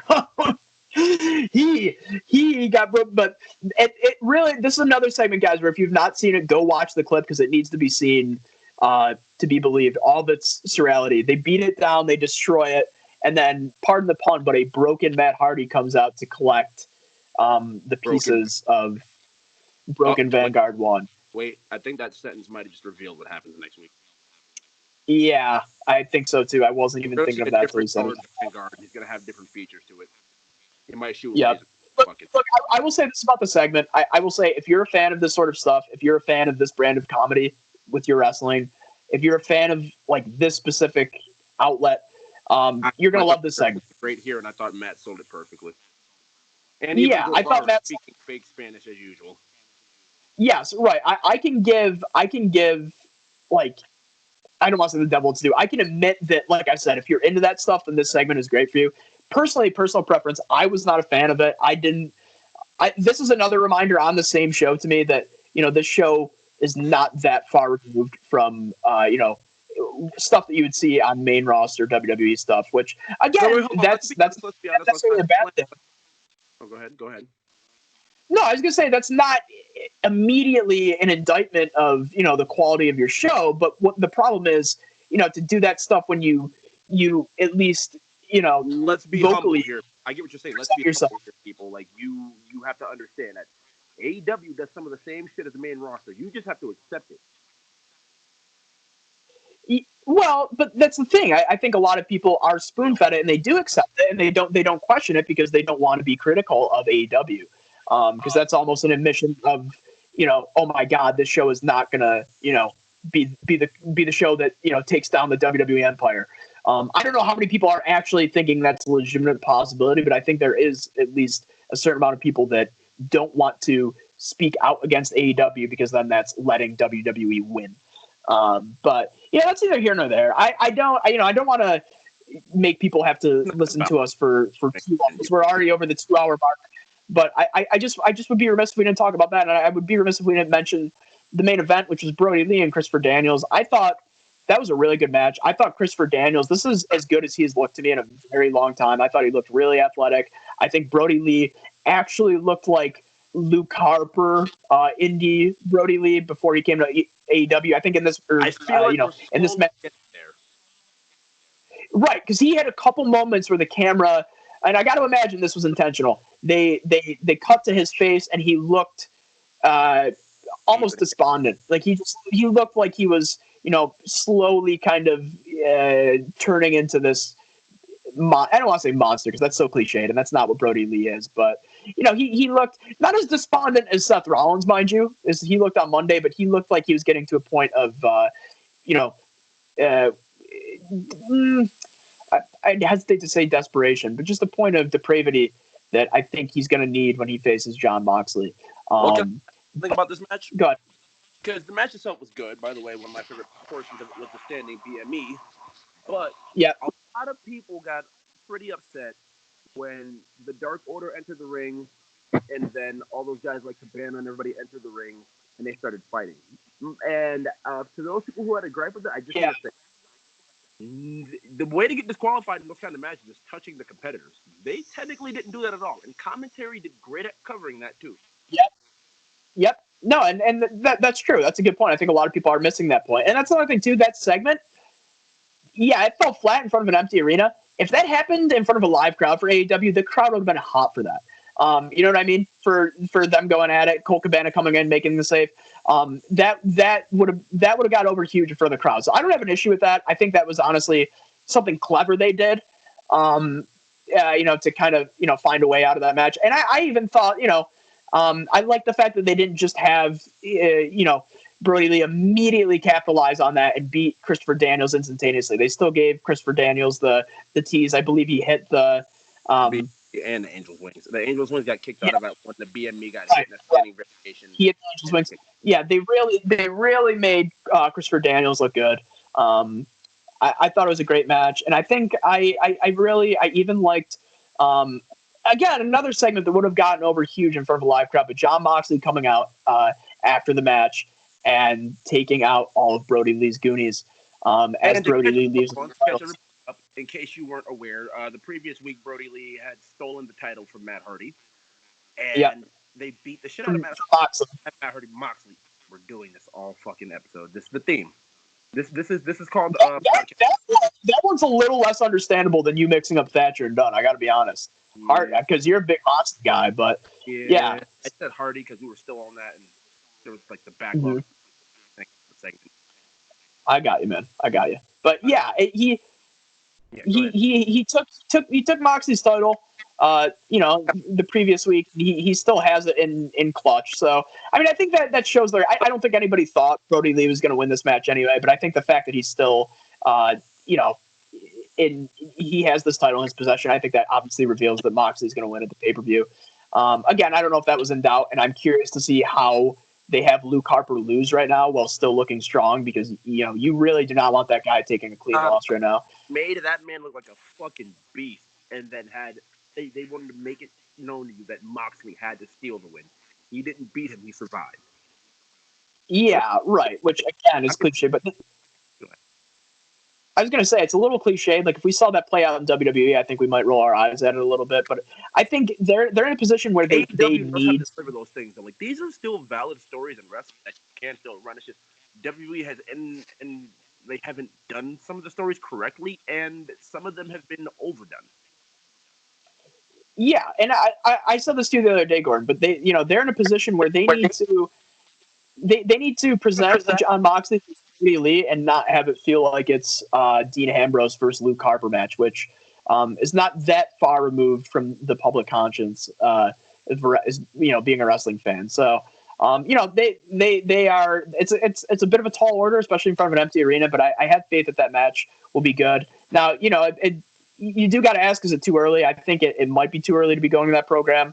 I got to think that that whatever is in store for this Brody Lee, the Exalted One character, it certainly doesn't end with this program. As a matter of fact, I think it's just beginning. I think they're kind of. I'll ask you this: if Moxley and Brody Lee have a bad match, is the title reign DOA? No, if anything, I'd say. But I'm saying if the Brody Lee thing does not deliver the expectation, what's the court of opinion on Moxley after that? I don't think he'll be hated by any means of the imagination, but If you're saying from the fans, yeah, I think Moxley does get a little bit of resentment in that regard. I think if the match flops from an AEW standpoint, from a business standpoint, I think most of the onus goes on Brody Lee. And I think, if anything, the Exalted One character is hurt because of it. And I think they might abandon some larger plans they have for him. But yeah, if that match isn't good, then I think the rhetoric starts getting propagated that you saw with Dean Ambrose in WWE, where he's he's complacent and he wrestles safe and he doesn't care and he's not trying. And who knows? I mean, maybe there's some credence or some validity to that if he does go and deliver a crappy match. I don't want to act like if he goes out there and they have a bad match, like he shouldn't get criticized. If it's a bad match and it seems like he's at fault, then yeah, by all means, I think that sort of narrative, not only could be started but might be founded on legitimate kind of habits or habitual stuff. It's really funny though because they gave Nyla Rose, the DQ match, the no DQ match, but I feel as if this kind of needs it more. Yeah, but I think that's fair. But I think that we've already seen so many like no DQ type stipulations with Moxley. Not even no DQ, just like stipulations in general with him. Where I think they're trying to avoid that. Now, where I would have the CZW guy. Right, exactly. They seem apprehensive to make him like full blown hardcore Moxley, and at the same time they don't want to make him full blown comedy Moxley because then he's Dean Ambrose. And it's like they're just kind of they're in a bind with him where it's like they know what they have with him, they know how talented he is, but creatively they don't want him just going in one really defined direction. Make him New Japan Moxley, where it's just violence, violence, violence. Yeah, well, see, that's what I'm saying. That's what we saw last night. I don't know why I just sounded like Mickey Mouse there, but I keep hearing myself echo every once in a while, and I'm reminded by how obnoxious my voice is. I apologize, everybody. Sorry, I can't change it. But I think we saw that last night. I thought we saw New Japan Moxley, but the week before we saw like WWE's version of like badass Dean Ambrose, where he said, all you had to do was ask. Like, and a lot of people like that. I was not huge on that. I just thought that was. That's me. Yeah, I know. It just seemed a little too. I don't know, WWE Dean Ambrose to me. But again, I thought I liked a lot. I thought a lot of Dean Ambrose's work. But I don't know. I just wasn't huge on it. I didn't hate it. I just wasn't huge on it. But yeah, last night it was like he came in. He just fucking had a warpath. He looked pissed. And it was great. I don't want the Moxley that is cutting promos, thanking the fans, and saying that this is their title. That's not the Moxley I want to see in AEW. I want to see the Moxley I saw last night, where, he's a babyface and he doesn't ever speak out against the fans, but he's not gonna attribute his successes to anybody but himself. And he's certainly not gonna, just be in this huge gratitude sort of, debt to the fans when that's just not in line with kind of his character dynamics up until that point. But I think the match will deliver. I hope it does. I just think we're in a position, like you said, where the jury's kind of out on Moxley right now and his title reign and his kind of lot in AEW. And I think the jury is out, right? Because it depends on how you look at Jake Hager. If you look at Jake Hager as somebody who could have an amazing match with Jon Moxley and should, then the jury is out. If you look at him as that's still Jack Swagger to me, they just put a lot more pomp and circumstance, but they just put a lot more faith behind him. Then,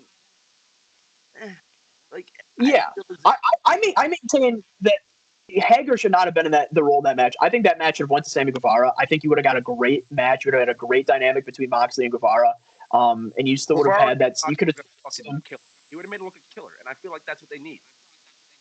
Right, but the problem was they did Guevara versus Moxley on TV not long ago, so I think they didn't want to go back to that. But it's a different set of circumstances, obviously, with the world title being on the line. I think that would have been great, and I think if one of these matches didn't have the Moxley match, this one should be the no DQ one. I don't think that Hager match needed to be a falls count anywhere, whatever the stipulation was on. I think that should have been just a straight up match. And you could have saved stipulation Moxley for, a time like this where it calls for it. But yeah, man, I don't. Do you have any more thoughts on AEW? Because I do want to, wrap this up so we're not longer than the Irishman here. Give some people time to digest things. Because believe it or not, guys, like I said, I'm getting used to Skype. Don't know how to edit exactly. So you're getting the full-fledged podcast here in all its raw, natural beauty. No, but good. Anything else you want to mention? Because I'm just. Wait. For those of you who did not hear it at the beginning, I just want to say, because Caleb said it was 54,000, the ratings are out for these two shows, and AEW did get the win by 54,000 people, and we are at 600 now, so there is a pretty massive decline from where we first started to where we are, and even where we started wrestling at, in between 800,000 and a million, still pretty bad decline, but AEW gets expected. I would say my final thoughts on it: expected, obviously expedited because of this virus. I think we all knew, though, eventually we get to this point. I just think you saw, like I said, a lot of the more casual fans kind of drop off in droves just because wrestling is not at the forefront of a lot of people's minds right now, besides people that are hardcore wrestling fans. But you said we all knew it dropped like before the pandemic. At some point did you think these are where the numbers would be? I always thought, in my mind, I 700,000, that 600,000, 700,000 range was where I thought both programs would settle in. I thought obviously there'd be fluctuation either way for both parties. I thought we'd see some days where they're maybe getting close to 1 million, especially AEW. But I just figured after a while, after the dust kind of settled, and the people that decided they were going to tag along and stay and watch the show on a weekly basis would stay, and those that decided they weren't fans would kind of taper off. Okay, and I think, let me say this though, when it comes to the numbers, I seen NXT at the very lowest dipping to 700,000 something. AEW, they had enough, their fans had enough trust in them where when they built their big shows, you've seen those 900,000, you've seen those, that very rare million. Like, I figured they'd stick around 8 to 1 million. Gordon, I just think there's a lot of people that are not able to watch wrestling in this context right now. I think a lot of people. No, I'm not talking about right now. I'm saying before the pandemic hit.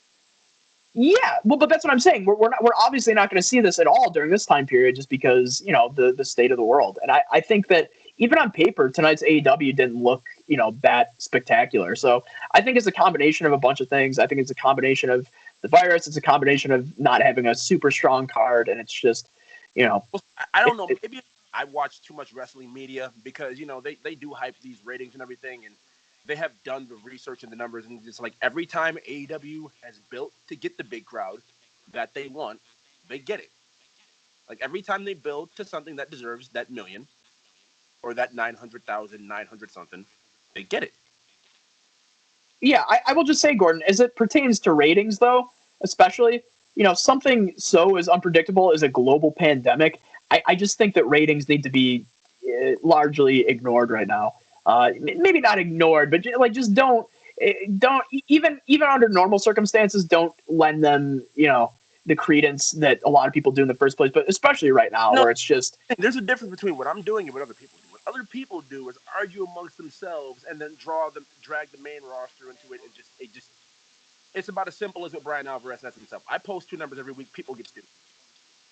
Yep. It's dragged that far.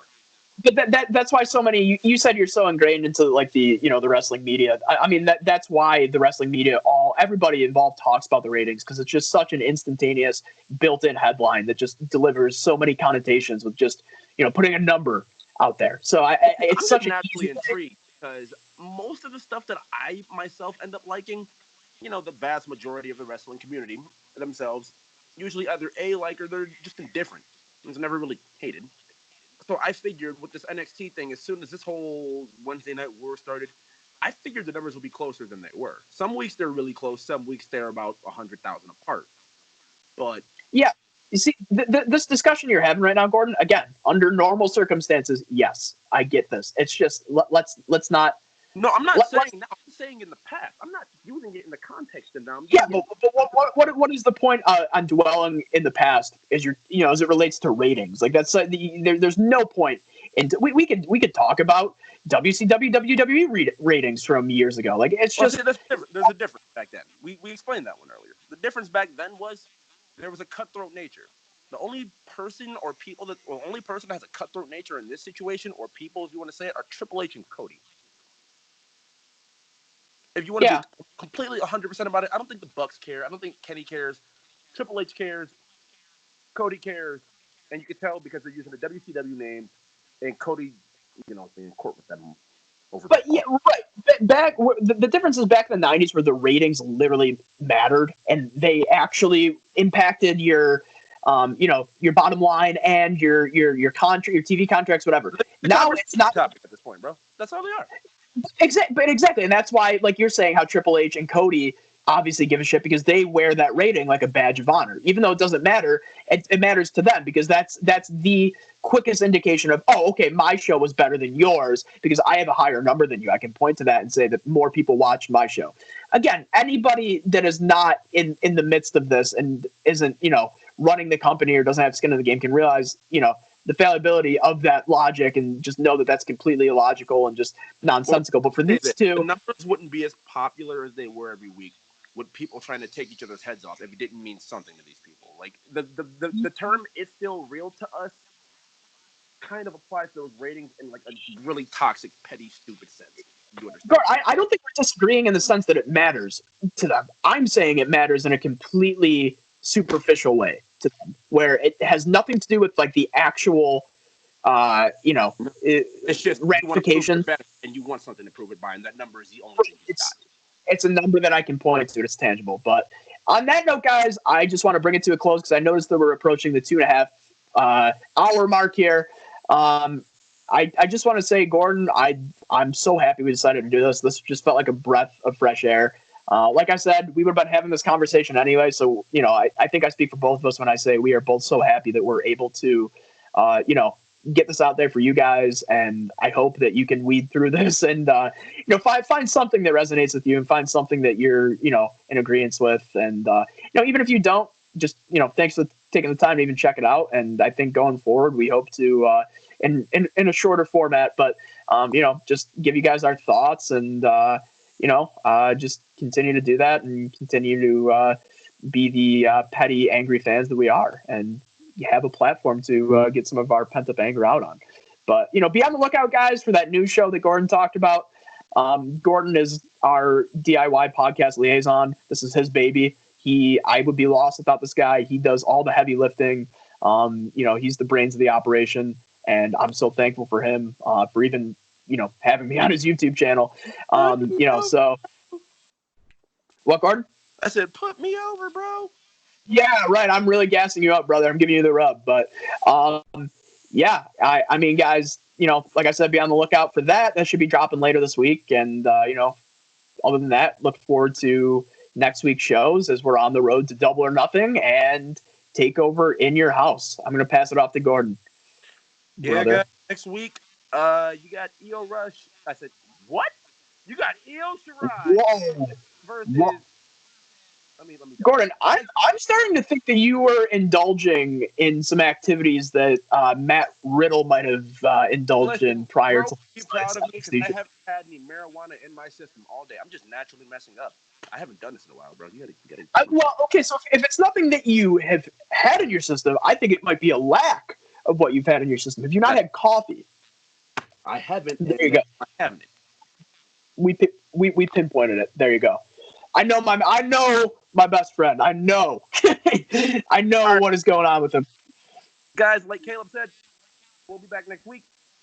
Io Shirai and Rhea Ripley on one end of things, and then AEW, you have the Cody segment next week that has the two old dudes who aren't having a match.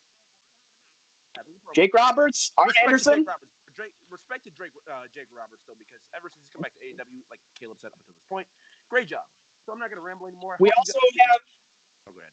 We also, next week on AEW, which we neglected to mention in the body of our review, we have MJF versus Marco Stunt, which I'm sure will be a very fun segment. And yeah, so a lot to look forward to. Gordon? With that being said, guys, remember to please leave a like on this video if you already haven't. Subscribe to the channel if you already haven't. and leave a comment. The YouTube algorithm pretty much makes it so you have to comment now to get our video out there, and I have faith.